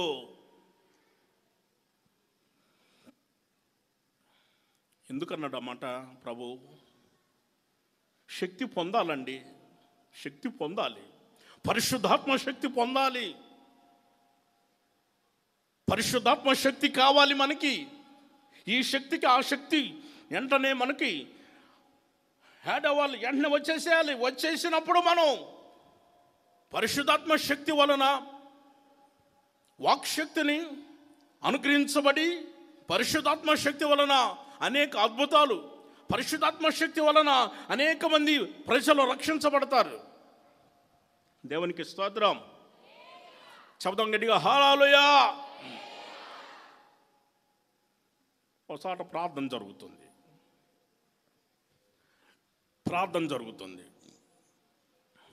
జరుగుతుంటే ఒక దెయ్యం పట్టినామా గుర్తుంది. ఒక జనాల మధ్యలో బయట మీటింగ్స్కి నన్ను పిలిచారు. బయట మీటింగ్స్కి పాస్టర్ గారు ఒకరోజు వచ్చి వాక్యం చెప్పమనంటే వెళ్ళాను. వెళ్ళిన తర్వాత నేను పాట పాడుతుంటే జనాల్లో ఆమె ఇట్లా అని దెయ్యం బట్టి ఎగురుతూ ఉంది. అప్పుడు ఒక ఆయన వెళ్ళి, ఏయ్ సైతానా వేస్తున్నాను, ఏయ్ పో అని అన్నాడు. ఆ సైతాన్ అంది, నోరు మూసుకొని మర్యాదకు పోయి నువ్వు కూర్చో అని అంది. అంతమంది జనాల మధ్యలో ఏం చేయలేక వదిలిపెట్టేసి ఆడ నుంచి వచ్చాడు ఇక్కడికి. నేనేమో పాట పాడి ఆరాధన చేసి వాక్యం చెప్పి నేను అక్కడ కూర్చుంటే ఆయన నన్ను గమనిస్తున్నాడు, నన్ను చూస్తున్నాడు. ఆ మీటింగ్స్ పెట్టించిన ఆయన అన్నాడు, ఒకసారి ప్రార్థన చేయండి పాస్టర్ గారు, దెయ్యం బట్టి బాగా బాధపడుతుందంటే సరే ప్రార్థన చేసాం. ప్రార్థన చేసిన తర్వాత దెయ్యం పోయింది. అది మనకంత కాదు, యేసయ్య వదిలిచ్చాడు, వెళ్ళిపోయింది. దెయ్యం వెళ్ళిపోయింది, ఆమె బాగుపడింది. అయ్యా ఇప్పుడు నాకు తేలిగ్గా ఉందయ్యా, బాగున్నానయ్యా, అంతకుముందు బరువుగా ఉండేది, ఇప్పుడు నేను తేలిగ్గా ఉన్నానయ్యా, మంచిగా ఉందయ్యా, మీకు నిండు వందనాలయ్యా అని చెప్పింది. ఆ పాస్టర్ గారు గమనించి నాతో అంటాడు, పాస్టర్ గారు మీరు ప్రార్థన చేస్తే దెయ్యాలు వెళ్ళిపోయినాయి, మాట్లాడకుండా వెళ్ళిపోయినాయి. మేము ప్రార్థన చేస్తే ఎందుకు మాట్లాడతానే, మర్యాదగా నోరు మూసుకొని పో అన్నాను. ఎందుకని నన్ను అడిగారు. నేను అన్నాను, యేసు ప్రభు చెప్పిందేగా మనం నేర్చుకుంటానదే. యేసు ప్రభు ఏం చెప్పాడు? మీరు పట్టణంలో ఉండి కనిపెట్టి ప్రార్థన చేసి పరిశుద్ధాత్మ పైనుండి శక్తి పొందేంత వరకు అక్కడే ఉండండి, కనిపెట్టి పరిశుద్ధాత్మ శక్తిని పొందిన తర్వాత అప్పుడు వెళ్ళండి అని అన్నాడు. అంతేగా అని చెప్పింది, అది చెప్పా. ఆయన అంటాడు, పాస్టర్ గారు మాకు ట్రైనింగ్లో కానీ మాకు నేర్పించిన విషయాల్లో కానీ ఆది అపోస్తుల కాలంలో పరిశుద్ధాత్మ దేవుడు వచ్చాడు పోయాడు. ఆది అపోస్తుల కాలంలో పరిశుద్ధాత్మ దేవుడు వచ్చిపోయాడు, ఇప్పుడు ఎక్కడండి అని అన్నాడు. ఇప్పుడు కూడా ఉన్నాడు పరిశుద్ధాత్మ దేవుడు. ప్రైజ్ ది లార్డ్ చెప్పాలి, హల్లెలూయా. ఇప్పుడు కూడా పరిశుద్ధాత్మ దేవుడు ఉన్నాడు, పరిశుద్ధాత్మ దేవుడు ఉన్నాడు. 1995 సంవత్సరం 1995 సంవత్సరంలో నేను ఈ హోసన్న మినిస్ట్రీలోకి వచ్చాను. 95 అప్పుడు శారదా కాలనీ, గోరంట్ల మందిరం లేదు, అప్పుడు లేదు, గోరంట్ల లేదు. శారదా కాలనీ ఒకటో లైన్లో మన మందిరం ఉండేది. శనివారం రోజున ఏసన్న గారి చెల్లెలు మేరక్క గారు వాక్యం చెప్పి పాట పాడుతున్నప్పుడు అందరూ కూడా ఆత్మలో ఆనందిస్తుంటే ఒక ఆయన ఇంతలావున ఉన్నాడు, వేరే సంఘానికి వెళతా. ఆ రోజు ఆయన ప్రార్థనకు వచ్చి కుర్చీలో కూర్చొని అందరిని చూస్తున్నాడు. ఆయన చూశాడు. మేరక్క గారు వర్షిప్ అయిపోయిన తర్వాత ప్రార్థన చేస్తుంటే ఆయన కూడా వచ్చి ప్రార్థన చేయించుకొని, అక్క మీ మందిరంలో దెయ్యం పట్టిన వాళ్ళు ఎంతమంది ఉన్నారా అని అడిగాడు. అదేంటయ్యా అలా అడిగావు అని అంటే, ఏం లేదు, మీరు పాట పాడుతుంటే ఎగురుతున్నారు కదా, దెయ్యం పట్టిన వాళ్ళు అంతమంది ఉన్నారా అని అడిగాడు. మేరక్క గారు అన్నారు, తప్పు నాయనా, తప్పు. దెయ్యం పట్టిన వాళ్ళు కాదు, పరిశుద్ధాత్మ పొందిన వాళ్ళు, పరిశుద్ధాత్మ శక్తి పొందిన వాళ్ళు. పరిశుద్ధాత్మ శక్తి పొందిన వాళ్ళ ఆది అపోస్తుల కాలంలో పరిశుద్ధాత్మ దేవుడు వచ్చిపోయాడు అని అంటున్నారే తప్ప మా వాళ్ళందరూ ఉందన్న సంగతి ఎవరు చెప్పలేదు. ఏంటో నక్క మీరేమో ఉందని అంటారు, వాళ్ళే లేరు అంటున్నారు. కాదు నాయనా, ఇప్పుడు నువ్వు చిన్నప్పుడు ఇడ్లీలు దోశలు తిన్నావా లేదా? తిన్నానక్క. మరి ఇప్పుడు తింటున్నావా లేదా అనండి. తింటానా అక్క అన్నాడు. ఎందుకయ్యా తినేది, మానేయకూడదా అని అంది. నిజమే కదా. ఇప్పుడు చిన్నప్పుడు తిన్నాను అంటున్నావు, ఇప్పుడు తింటున్నావు మరలా, ఎందుకయ్యా మానేయకూడదనంటే, అదేంటక్క అప్పుడు తిన్నావు ఇప్పుడు కూడా తినాల్సిందే కదక్క అని అంటే, పరిశుద్ధాత్మ దేవుడు అప్పుడు ఉన్నాడు, ఇప్పుడు కూడా ఉన్నాడు. ప్రైజ్ ది లార్డ్ హల్లెలూయా. పరిశుద్ధాత్మ దేవుడు అప్పుడు ఉన్నాడు, ఇప్పుడు ఉన్నాడు. మరుసటి వారంలో వచ్చి ఆయన కుర్చీలో కూర్చున్నాడు, వెనక కుర్చీలో కూర్చున్నాడు. శనివారం రోజున వచ్చి ఆయన అందరిని చూస్తా, అప్పుడు చిన్న సాపలు వేసేవాళ్ళం మందిరంలో, ఆ చిన్న సాపల మీద అందరూ కూర్చునేవాళ్ళు. పరిశుద్ధాత్మలు ఆనందిస్తుంటే, అరే అందరూ ఆనందిస్తున్నారు కదా, మరి పరిశుద్ధాత్మ శక్తి అంటున్నారు, పరిశుద్ధాత్మ అంటున్నారు, అదేంటో నేను కూడా ప్రార్థన చేసుకుంటే మంచిది కదా అని ఆయన కూడా ఆ కుర్చీ వదిలిపెట్టి సాప మీద మోకరించాడు. ప్రభా పరిశుద్ధాత్మ శక్తి పరిశుద్ధాత్మ శక్తి అని అన్నారు అందరూ. మరి పరిశుద్ధాత్మ శక్తి ఉందో పోయిందో మాకు తెలియదు నాయనా, మరి ఏంటి ప్రభువా అని ప్రార్థన చేసుకుంటా ఉన్నాడు. కళ్ళు మూసుకొని ప్రార్థన చేసుకుంటా ఉండేసరికి పరిశుద్ధాత్మ శక్తి ఒక్కసారిగా ఆయన మీద దిగి వచ్చింది. ఆమేన్. పరిశుద్ధాత్మ శక్తి ఆయన మీద దిగి వచ్చేసరికి ఆయన ఏం చేశాడు, పరిశుద్ధాత్మలో ఆనందిస్తే భయం వేసి సాప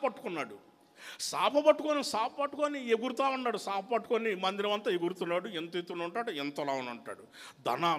ధనం అంటాను. మేము బ్రదర్స్ అప్పుడు ఇంకా పాస్టర్లు కాలా, మేము బ్రదర్స్ మేము అక్కడ కూర్చొని బాబు భూకంపం ఏమైనా వస్తుందా ఏంటి పెద్ద శబ్దం వస్తుంది, మాకు భయం వేసి మేము చూస్తే ఆయన పరిశుద్ధాత్మలో ఆనందిస్తున్నాడు. మేరక్క కూడా చూసింది. తర్వాత అందరూ ప్రార్థన చేస్తూనే వచ్చి చేతులు కట్టుకొని నిలబడ్డాడు. ఏంటి నాయనా, ఏంటి విషయం, సాపట్టుకొని ఎవరిలా ఎగురుతున్నావేంటి అని అడిగింది మేరక్క. ఏందునక్క అలా మోకరించి ప్రార్థన చేసుకుంటా ఉంటే పైనుండి ఒక్కసారిగా నా మీదకి శక్తి వచ్చింది. పైనుండి ఒక్కసారిగా బలమైన శక్తి నా మీదకి వచ్చేసిందక్క. ఆ శక్తి పొందుకొని నేను భయం వేసి నేను సాపట్టుకొని తిరుగుతున్నానక్క అంటే అదే పరిశుద్ధాత్మ శక్తి. ఆమేన్. అదే పరిశుద్ధాత్మ శక్తి. పరిశుద్ధాత్మ శక్తి పొందాలి, పరిశుద్ధాత్మను పొందాలి. ఇంకా కనిపెట్టుకోవటానికి రావట్లే కొంతమందికి, పరిశుద్ధాత్మ పొందుకోవట్లేదు. ఎంతసేపటికి ఏమండి వాళ్ళని వీళ్ళను చూడటమే తప్ప కనిపెట్టి ప్రార్థన చేసుకుందాము, మనం ప్రార్థన చేసుకుందాం అనుకోరు. ఎవరైనా పరిశుద్ధాత్మ పొందితే వాళ్ళని చూస్తారు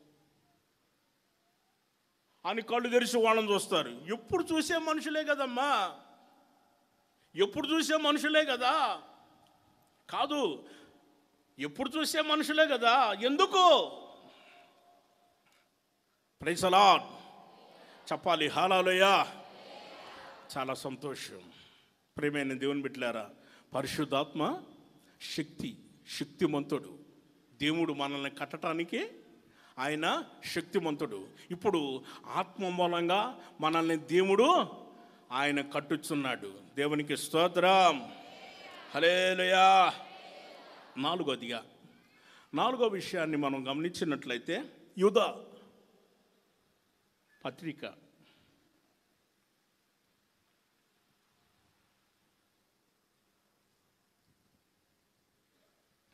24వ వాక్యం. 24వ వాక్యం. యూదా పత్రిక ఒక్కటే ఉంది. 24వ వాక్యం. మనము త్రొట్టెల్లకుండగా కాపాడుటకు తన మహిమ ఎదుట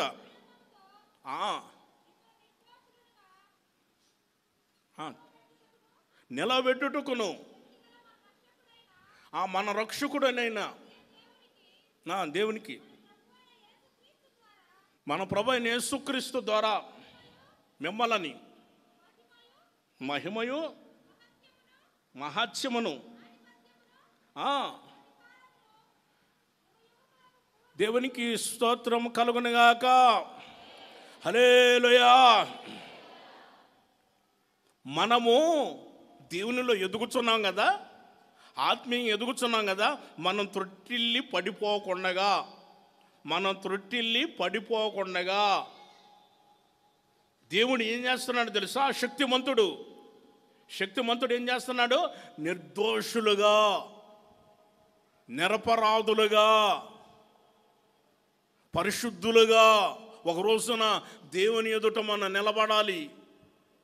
ఇక్కడ కాదు, అక్కడ ఒక రోజున నిర్దోషులుగా నిలబడాలి. మనం నిర్దోషులుగా ఒక రోజు నిలబడాలి.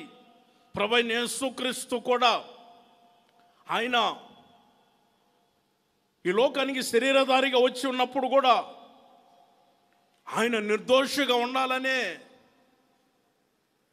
అక్కడ రాయబడి ఉన్న విషయాన్ని మనం ఒకసారి గమనించి చూస్తే, హెబ్రీయులకు రాసిన పత్రికలో హెబ్రీలకు రాసిన పత్రిక అక్కడ రాయబడి ఉంటుంది 9వ అధ్యాయం 14వ వచనం. నిత్యుడగు ఆత్మ ద్వారా తను తాను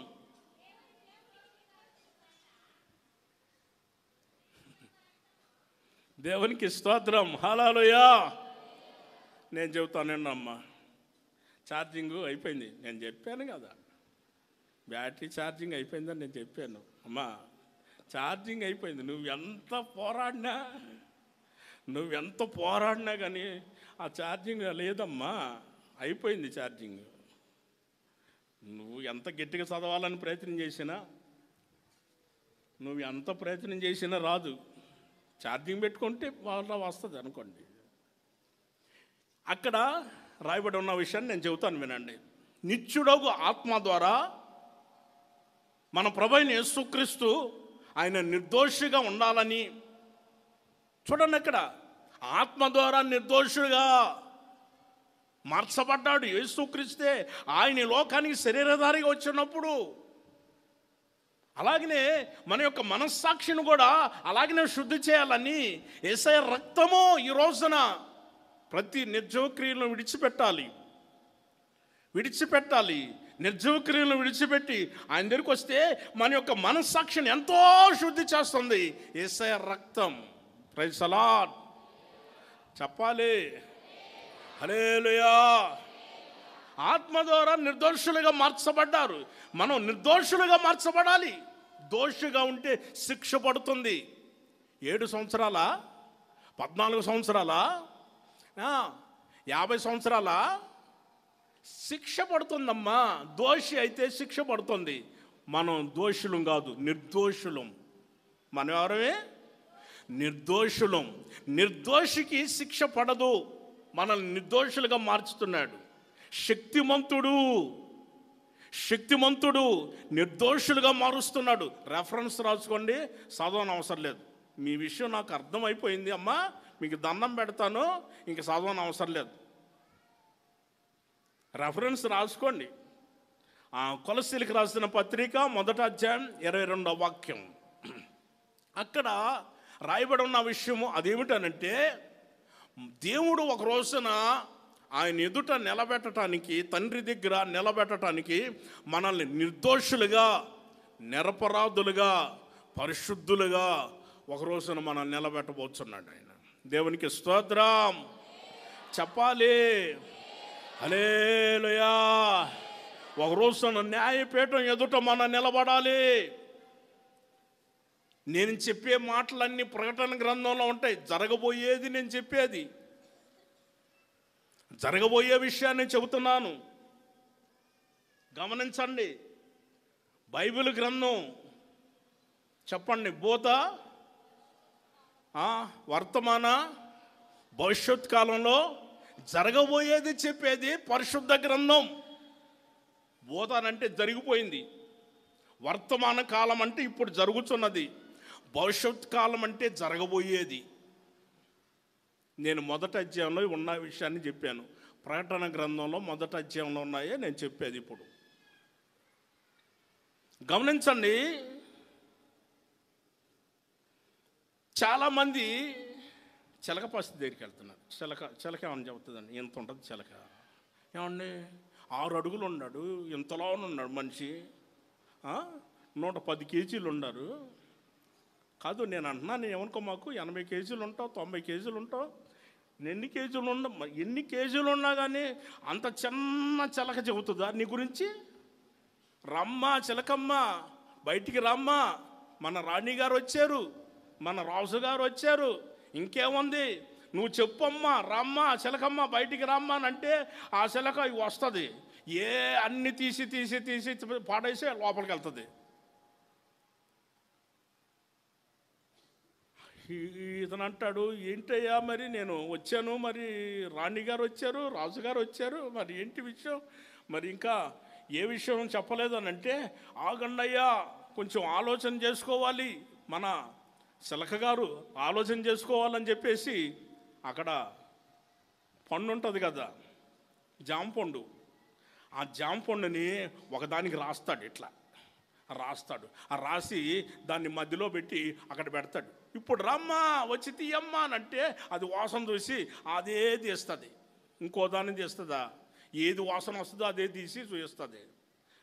అతను చూసి ఇంకేముంది, నువ్వు 7 అంతస్తులు మిద్దె కడతావు, ఏసీ కారు ఇంట్లోకే వెళ్ళిపోతుంది అని చెబుతుంటే ఈయన గాల్లోనే తేలిపోతుంటాడు. అలా తేలిపోతుంటాడు. అప్పటికప్పుడే వాళ్ళకి మాత్రం డబ్బులు ఇస్తాడు. అవన్నీ కాదండి. పరిశుద్ధ గ్రంథం చూసారా?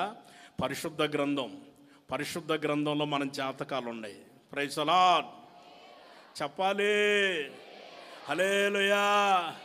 పరిశుద్ధ గ్రంథంలో మనం జాతకాలు ఉన్నాయి. కొంతమంది రేఖలు నా రేఖలు చూస్తావా? నా రేఖలు చూడండి, ఎటు పోయినాయో ఎటు వచ్చినాయో.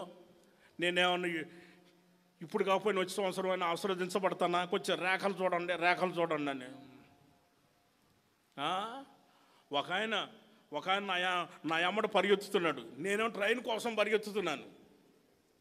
ట్రైన్ వచ్చేస్తుంది, ఆల్రెడీగా ప్లాట్ఫారం మీద ఉంది ట్రైను. నేనే పరిగెత్తుతున్నాను, ట్రైన్ కోసం నేను పరిగెత్తుతుంటే నా వెనక ఒక ఆయన పరిగెత్తుతున్నాడు. చూసేవాళ్ళకి ఎట్లా ఉంటుంది? కాదండి, ఎట్లా ఉంటుంది? మీరు ఊహించుకోండి ఎట్లా ఉంటుంది. చూసేవాళ్ళకి ఎట్లా ఉంటుంది? నేనేమో బైబిల్ బ్యాగ్ వేసుకొని నేను పరిగెత్తుతున్నాను, అతనేమో నా వెనక పరిగెత్తుతున్నాడు. చూసే జనానికి ఎలా ఉంటుంది? బ్యాగ్ తీసుకొని నేను పరిగెత్తుతున్నట్టు ఉంటుంది. జనాలందరూ చూస్తున్నారు. అదేమో రైల్వే స్టేషను, కొన్ని వేల మంది ఉంటారు, కొన్ని వందల మంది, వేల మంది, వాళ్ళందరూ చూస్తున్నారు. నేను ఆగాను, బాబో జనాలందరూ చూస్తున్నారు, ఈ బ్యాగ్ ఏమో నాది, ఈ బ్యాగులోనేమో బైబిల్ ఉంది. నాకు బ్యాగు, నేను సువార్త కొట్టడానికి వెళ్తున్నా, నువ్వేమో నా వెనక పరిగెత్తుతున్నావు. నేనేదో నీ బ్యాగ్ కొట్టేసి పరిగెత్తుతున్నాను, నా వెనక పరిగెత్తుతున్నాను. చూసే జనం బాగుండలే. ఎందుకయ్యా నా వెనక వస్తున్నావు అని అడిగాను. ఆయన అంటాడు, సార్ చెయ్యేస్తారా అని అన్నాడు. ఎందుకయ్యా చెయ్యని అన్నాడు. నీ రేఖలు చూడాలండి అని అన్నాడు. నా రేఖలు ఎందుకయ్యా చూసేదానంటే, కాదండి నేను జాతకాలు చూసేవాడినండి, చేతి రేఖలు చూసి ఎప్పుడు నువ్వు దీవించబడతావు, ఎప్పుడు పైకి వెళ్ళిపోతావో, బాగా ఆశీర్వదించబడతావు చూస్తానయ్యా అని అన్నాడు. నేను అన్నాను, బాబు చినిగిపోయిన బట్టలు వేసుకొని, అరిగిపోయిన చెప్పులు వేసుకొని, తెగిపోయిన చెప్పులు వేసుకొని తిరుగుతున్నావు, మొదట నీ జాతకం చూసుకోండి ఆయన, మొదట నీ జాతకం చూసుకో. నా జాతకం ఏముంది నాయన? నేను తెల్ల బట్టలు వేసుకొని బాగానే ఉండా, రాజబిడ్డలాగానే ఉండా నేను. Praise the lord. రాజులకి రాజు మన యేసయ్య, ప్రభువులకి ప్రభు, ఆయన బిడ్డలో మనం, రాజబిడ్డలో మనం. ఎవరో రాజబిడ్డలో, మామూలు విషయం కాదు, రాజబిడ్డలో మనం. దేవునికి స్తోత్రం. హల్లెలూయా.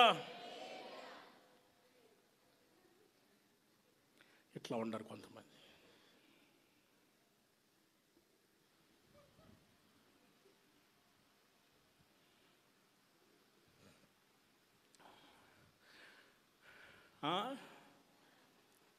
పువ్వు ఏంటి చెప్పండి?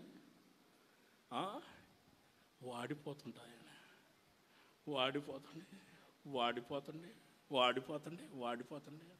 ఏమండి? దేవుడు మనల్ని కాపాడాడమ్మా. కృతజ్ఞతగా దేవుణ్ణి ఆరాధించుకోవటం ఎంత మంచిది.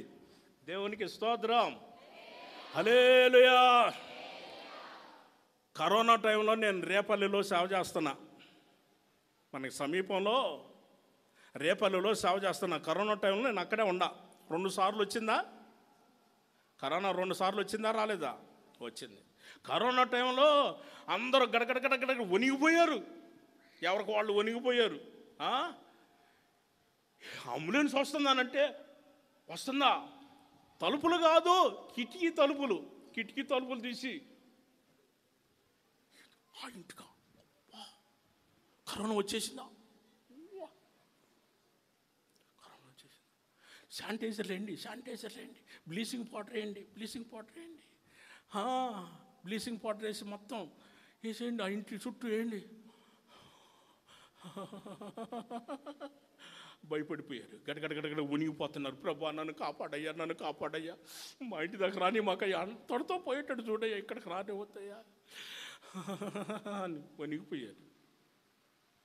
కరోనా టైంలో మన పెద్దోళ్ళు ఏం చేశారంటే నాకు ఫోన్ చేశారు. పెద్దోళ్ళు అన్నోళ్ళు ఫోన్ చేసి, అన్న పాస్టర్ అన్న మందిరంలో ప్రార్థన లేకపోతే ఏందో పారేసినట్టు ఉందన్న, మాకు ఏందో పోయినట్టు అనిపిస్తుందన్న, మేము ఏదో పారేసుకున్నట్టుగా అనిపిస్తుందన్న, మందిరంలో ప్రార్థన లేకపోతే మాకు ఏంటో బాగుండలేదన్న. అన్న కొంచెం ప్రార్థన పెట్టన్నా. కాదన్న కరోనా టైం కదన్నా అంటే, కాదులే అన్న ఆ జాగ్రత్తలు మనం తీసుకుంటామన్నా, కొంచెం జాగ్రత్త చూడండి అన్న, కొంచెం చూడండి ప్రార్థన పెట్టున్నా అన్న, మైకులు వద్దులేన్నా మామూలుగా ప్రార్థన చేసుకుందామన్నా బతిమలాడారు పెద్దోళ్ళు. సరే రండి అన్న అన్నాను. వచ్చారు కొంతమంది, 1000 మంది ఉంటారు ఇంచుమించుగా, 1000 మంది ఉంటారు ఇంచుమించుగా. వాళ్ళలో ఒక 100 మంది దాకా వచ్చి ఉంటారు. 100 మంది బయట వైపునే నీళ్లు పెట్టారు. శుభ్రంగా కడుక్కొని కాళ్ళు చేతులు మొహం కడుక్కొని లోపలికి రావాలి. ఆ తర్వాత టెస్ట్ చేయాలి, నీకు కరోనా ఉందా లేదా టెస్ట్ చేసి లోపలికి రావాలి. మాస్క్ పెట్టుకోవాలి, చేతులకి ఏంటి శానిటైజర్లు వేసుకోవాలి, 6 అడుగుల దూరంలో కూర్చోవాలి కదా, 6 అడుగుల దూరంలో కూర్చోవాలి, ఎవరు మాట్లాడుకోకూడదు. సరే అన్నీ పాటించాం, అన్నీ జరిగిపోయినాయి. ప్రార్థన కూడా నేను కూడా కొద్దిసేపు వాక్యం చెప్పాను, ప్రార్థన జరిగాయి. ప్రార్థన అయిపోయినాయండి. అందరికీ నేను ప్రార్థన చేస్తున్నాను, ప్రార్థన చేయండి అంటే ప్రార్థన చేస్తున్నాను. ఒక తల్లిగారు నా దగ్గరికి వచ్చేయండి. ఓ తల్లి వచ్చి, అయ్యా చెవి చూపించండి అయ్యా, కొంచెం చెవిలో చెప్పాలి నా సమస్యను అంది. నేను అనుకున్నాను ఎంత జనాల మధ్యలో చెప్పుకోలేకపోతుంది, ఆడవాళ్ళు చెప్పుకోలేరు కదా, ఒకవేళ అట్లా చెప్పుకోలేకపోతుంది అనుకొని చెవి చూపించాను. కరోనా ఉందయ్యా ప్రార్థన చేయ నన్ను. ఓరి దేవుడో నాయన, గుండెలు పట్టుకున్నాను నేను. అది కాదమ్మా, నోట్లో నుంచి పోద్దాం ముక్కులో నుంచి పోద్దాం నేను మాస్క్ పెట్టుకుంటే, నువ్వేమో చెవులో చెబుతీవి, ఇది చెవులో నుంచి పోయింది అనుకో కరోనా. నా పరిస్థితి ఏంది, నేను 10 మందికి ఉపయోగపడేవాడిని నేను. కాదమ్మా నువ్వేంటమ్మా కరోనా ఉందని చెవులో చెప్పటం ఏందమ్మా, గవర్నమెంట్ వాళ్ళు 6 అడుగుల దూరంలో ఉండాలని చెప్పారమ్మా, నువ్వేందమ్మా ఇట్లా చేసేవానంటే, పెద్దగా చెబితే ఏమనుకుంటారు జనాలందరూ వినరా, అందుకని చెప్పానయ్యానంది. అమ్మ నీకు దండం అమ్మ 2 ఆదివారాలు ఆగి 3 ఆదివారం రమ్మ మందిరానికి. 3 ఆదివారం రమ్మ, నీకు దండం పెడతానమ్మా, 2 ఆదివారాలు రామాకమ్మా అని చెప్పి పంపించాను. కరోనా నాకు రాలేదండి. ఆమె చెవిలో చెప్పినా కానీ కరోనా రాలా. దేవుడు కాపాడాడు. అందుకు మనం కృతజ్ఞతగా దేవునికి స్తోత్రాలు చెల్లించుదాం. హల్లెలూయా. మిమ్మల్ని కూడా దేవుడు కాపాడాడు కదమ్మా, కాపాడా లేదా? మీ పక్కన వాళ్ళకి కరోనా వచ్చింది, పక్కింటి వాళ్ళకి కరోనా వచ్చింది, తెలిసిన వాళ్ళకి కరోనా వచ్చింది, అందరికీ కరోనా వచ్చి ఇబ్బందులు పడుతుంటే దేవుడు మన మాత్రం ఏంటి చెప్పరు, కాపాడాడు. దేవుడు మనకు క్షేమాన్ని ఇచ్చాడు, ఆరోగ్యం ఇచ్చాడు, ఈ రోజున సజీవ లెక్కలో ఉంచాడు. ఎంతమంది చనిపోయారో తెలుసా ఆ రోజున? అస్సలు ఎవరు కరోనాకు తెలుసా? వీళ్ళు దైవ సేవకులని, వీళ్ళు సంఘ పెద్దలని, వీళ్ళు ఆత్మీయులని తెలుసా? తెలియదు. కరోనాకి అందరూ చనిపోయారు, సంఘ పెద్దలు కూడా చనిపోయారు, సేవకులు కూడా చనిపోయారు, మన మినిస్టర్లు ఉన్న పాస్టర్లు కూడా చనిపోయారు, దైవ సేవకులు కూడా చనిపోయారండి. కారణం ఏమిటనంటే ఆ కరోనా అలా వచ్చేసి విశ్రమించి అలా వచ్చింది. జాగ్రత్తలు పాటించండి. Praise the lord. గట్టిగా చెప్పాలి హల్లెలూయా. జాగ్రత్తలు పాటించండి. ఇప్పటికైనా సరే జాగ్రత్తగా ఉండండి. ప్రతి విషయంలో కూడా జాగ్రత్తగా ఉండండి. మంచిది. ఎన్నైనాయి? 4 అయినాయి. 5 చెప్పి ముగించుకుందాం. ఒక్కటే చెబుతాను, ఇంకా అంతకుమించి వెళ్ళము. అపోస్తలుడైన పౌలు గారు కొరింథీయులకు రాసిన 2వ పత్రిక 6వ అధ్యాయం 18వ వచనం.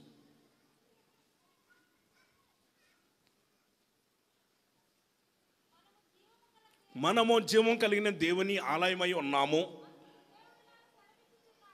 దేవుడు మనకి ఎలాగో సెలవిస్తున్నాడు, నేను వారిలో నివసించి సంచరిస్తాను, నేను వారికి దేవుడినై ఉంటాను, వారు నాకు ప్రజలై ఉంటారు.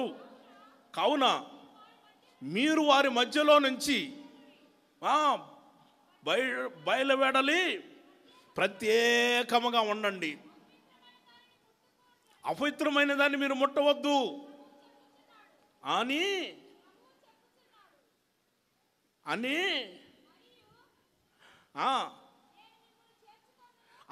నేను మిమ్మల్ని చేర్చుకుందును, నేను మీకు తండ్రినై ఉంటాను, మీరు నాకు కుమారులను కుమార్తెలనే ఉంటారని సర్వశక్తి గల ప్రభు చెప్పుచున్నాడు. దేవునికి స్తోత్రం.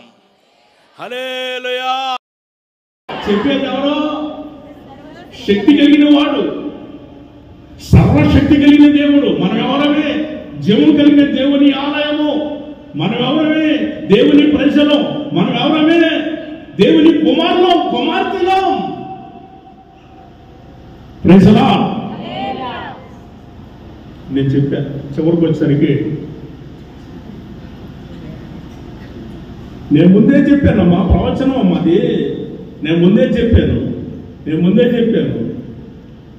చేయకుండా అదే నేను ముందే చెప్పాను. ఛార్జింగ్ మామూలు కాదు, 80% అయిపోయింది. ఇందాకేమో 50% అయిపోయింది, ఇప్పుడు 80% వరకు అయిపోయింది. ఛార్జింగ్ అయిపోయిందా లేదా? అవలేదా? ఛార్జింగ్ అయిపోయిందా లేదా? ప్రైజ్ చెప్పాలి. వాడదాం, ప్రభు కోసం వాడదాం. సెల్ ఫోన్ ఏమో మన కోసం వాడుతున్నాం, అవునా? ఒక సెల్ ఫోన్ మన కోసం వాడుకుంటున్నాం, మనమేమో దేవుని కోసం వాడబడాలి.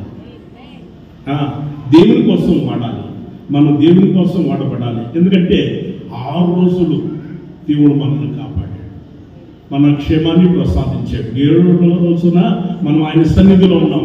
ఈ 7వ రోజున ఆయన సన్నిధిలో ఉన్నప్పుడు కొద్ది గంటలే, కొద్ది నిమిషాలే ఆయన మహిమపరుస్తున్నప్పుడు ఆయన మన యందు ఉండి ఆయన వాక్యం అంతా కూడా మనలో సమృద్ధిగా నింపుతున్నాడు.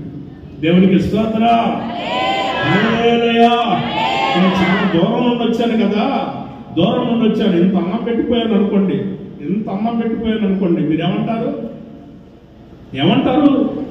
ఇంత అన్నం తిన్న వాళ్ళు ఎవరైనా ఉన్నారా? ఎవరు చెయ్యట్లేదు, ఎవరు తెల్లపట్లేదు. ఇంత అన్నం తిన్న వాళ్ళు ఎవరైనా ఉన్నారా? ఎవరు తినరా ఇంత అన్నం?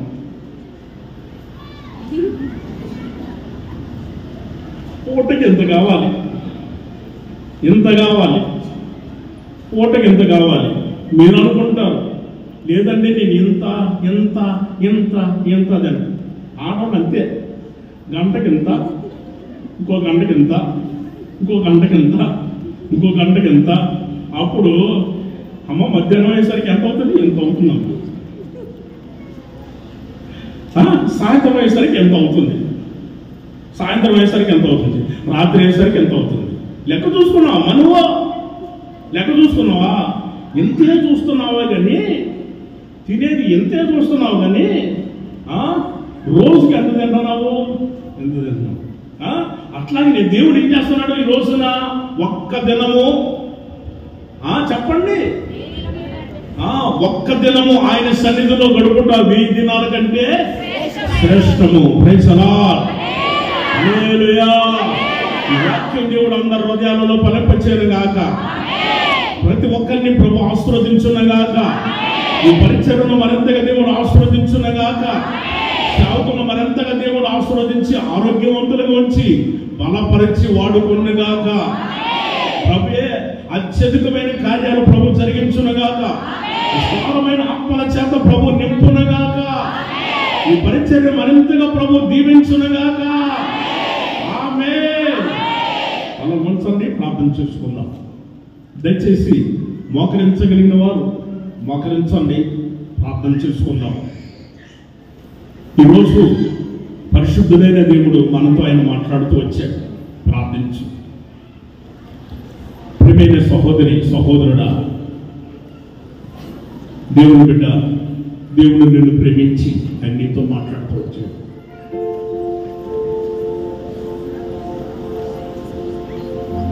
పరిశుద్ధులతో స్వాస్థ్యము పొందటానికి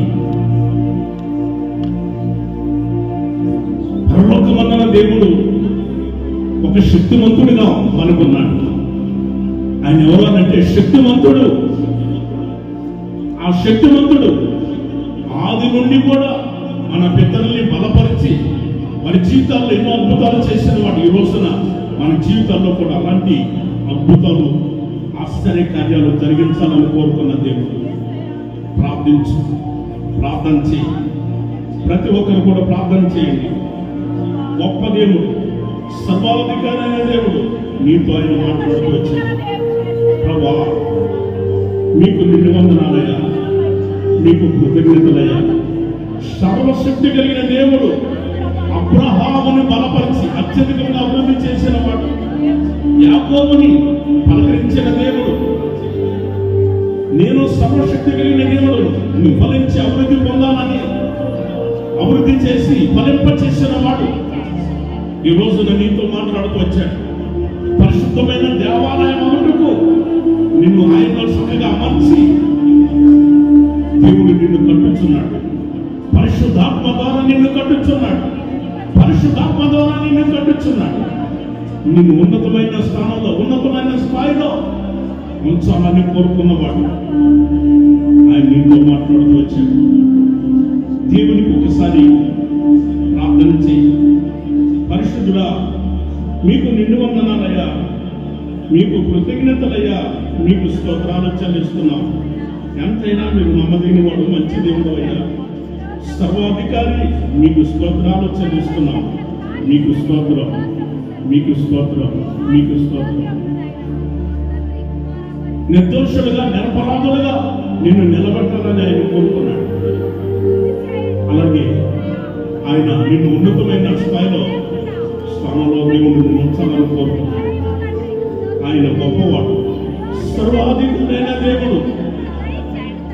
మనల్ని ఆయన కుమారులుగా, కుమార్తెలుగా చేసి మనల్ని లోకం నుంచి ప్రత్యేకంగా ఉన్నామని ఆయన శ్రమించాడు. ప్రత్యేకంగా ఉన్నారు. మనం ప్రత్యేకమైన ఒక జీవితాన్ని చేసి ఉన్నతమైన చేస్తున్నాను తండ్రి. వాక్యమైన దేవుడిగా మీరు మాతో సంఘముతో మీరు మాట్లాడినందుకే స్తుతి చెల్లిస్తూ ఉన్నాను తండ్రి. యేసయ్య, పరలోకమందున స్వాస్థ్యాన్ని మీరు మాకు అనుగ్రహించడం సర్వశక్తి కలిగిన దేవుడవయ్యా, మీ స్వాస్థ్యానికి మేము పాత్రలుగా మార్చబడినట్లుగా సహాయం దయచేయండి. సర్వశక్తి కలిగిన దేవుడుగా అబ్రహాముకు తోడై ఉండి అత్యధికముగా అభివృద్ధి పరిచి ఉన్నావు తండ్రి. మా పితరులకు మీరు తోడై ఉన్నారు. వారి కష్ట సమయంలో మొరపెట్టినప్పుడు తండ్రి మీ బాహువును మీరు చాపి వారి ప్రతి అభివృద్ధి ఇచ్చారు తండ్రి. నీకు స్తోత్రమైనా ఎన్నటికీ కూడా మీ బాహువును దూరం చేయలేదయ్యా. అంత గొప్ప సర్వ మార్చిపోయినట్టుగా సహాయం దయచేయండి. సర్వశక్తి గల దేవుడుగా అబ్రహాముకు తోడై ఉండి అత్యధికముగా అభివృద్ధి పరిచి ఉన్నావు తండ్రి. మా పితరులకు మీరు తోడై ఉన్నారు.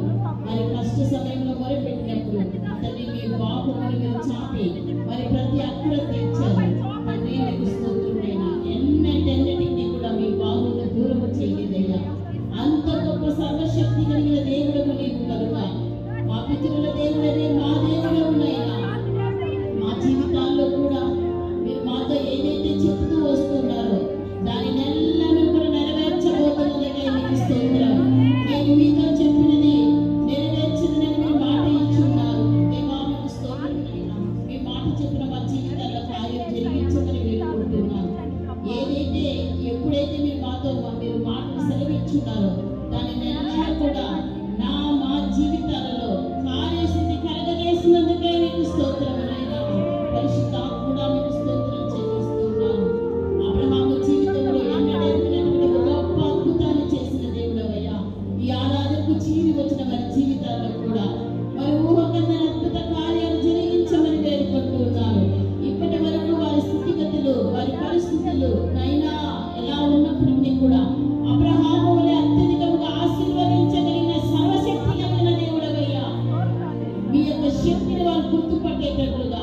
మీ బాహువును వారు చూచేటట్లుగా నిజముగా ప్రతి బిడ్డకు ప్రతి కుటుంబానికి మీరు సర్వశక్తి కలిగిన దేవుడవని ప్రతి ఒక్కరు రుచి చూచి తెలుసుకునేటట్లుగా ఒక్కొక్కరిని ప్రభు మీ బాహువును చాపి ఆశీర్వదించుదురుగాక, దీవించుదురుగాక.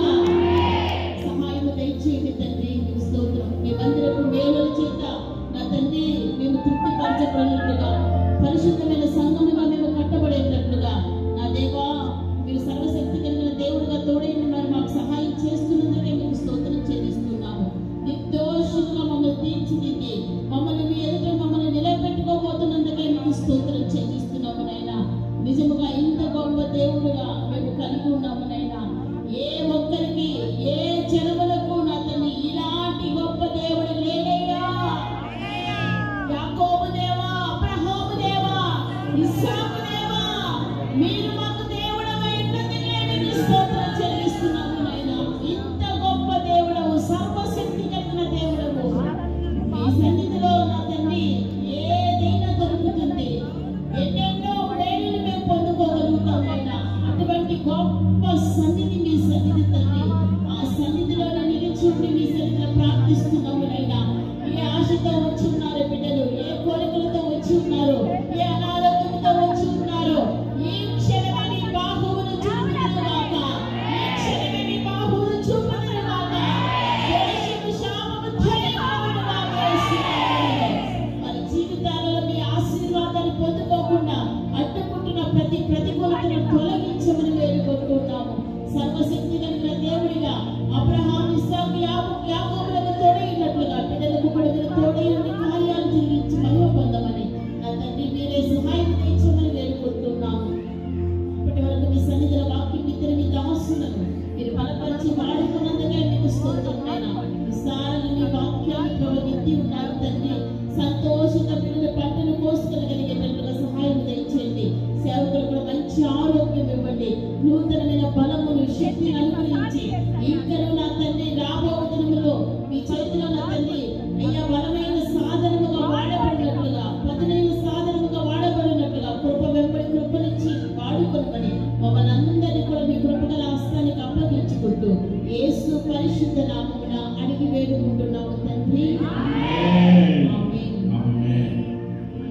మన ప్రభువైన యేసుక్రీస్తు వారి యొక్క కృపయు, తండ్రి అయిన దేవుని యొక్క ప్రేమయు, పరిశుద్ధాత్మిక సహవాసము ఇప్పుడు ఎల్లప్పుడూ సదాకాలము మనకును ప్రభువునందు కొనసాగుతున్న ప్రతి ఒక్కరిని కూడా పరిశుద్ధులలో స్వాస్థ్యము పొందినట్లుగా ఆయన ఒక్కొక్కరిని శక్తిని అనుగ్రహించి ఆ రాజ్యాన్ని సిద్ధపరుచున్నగాక. ఆమేన్.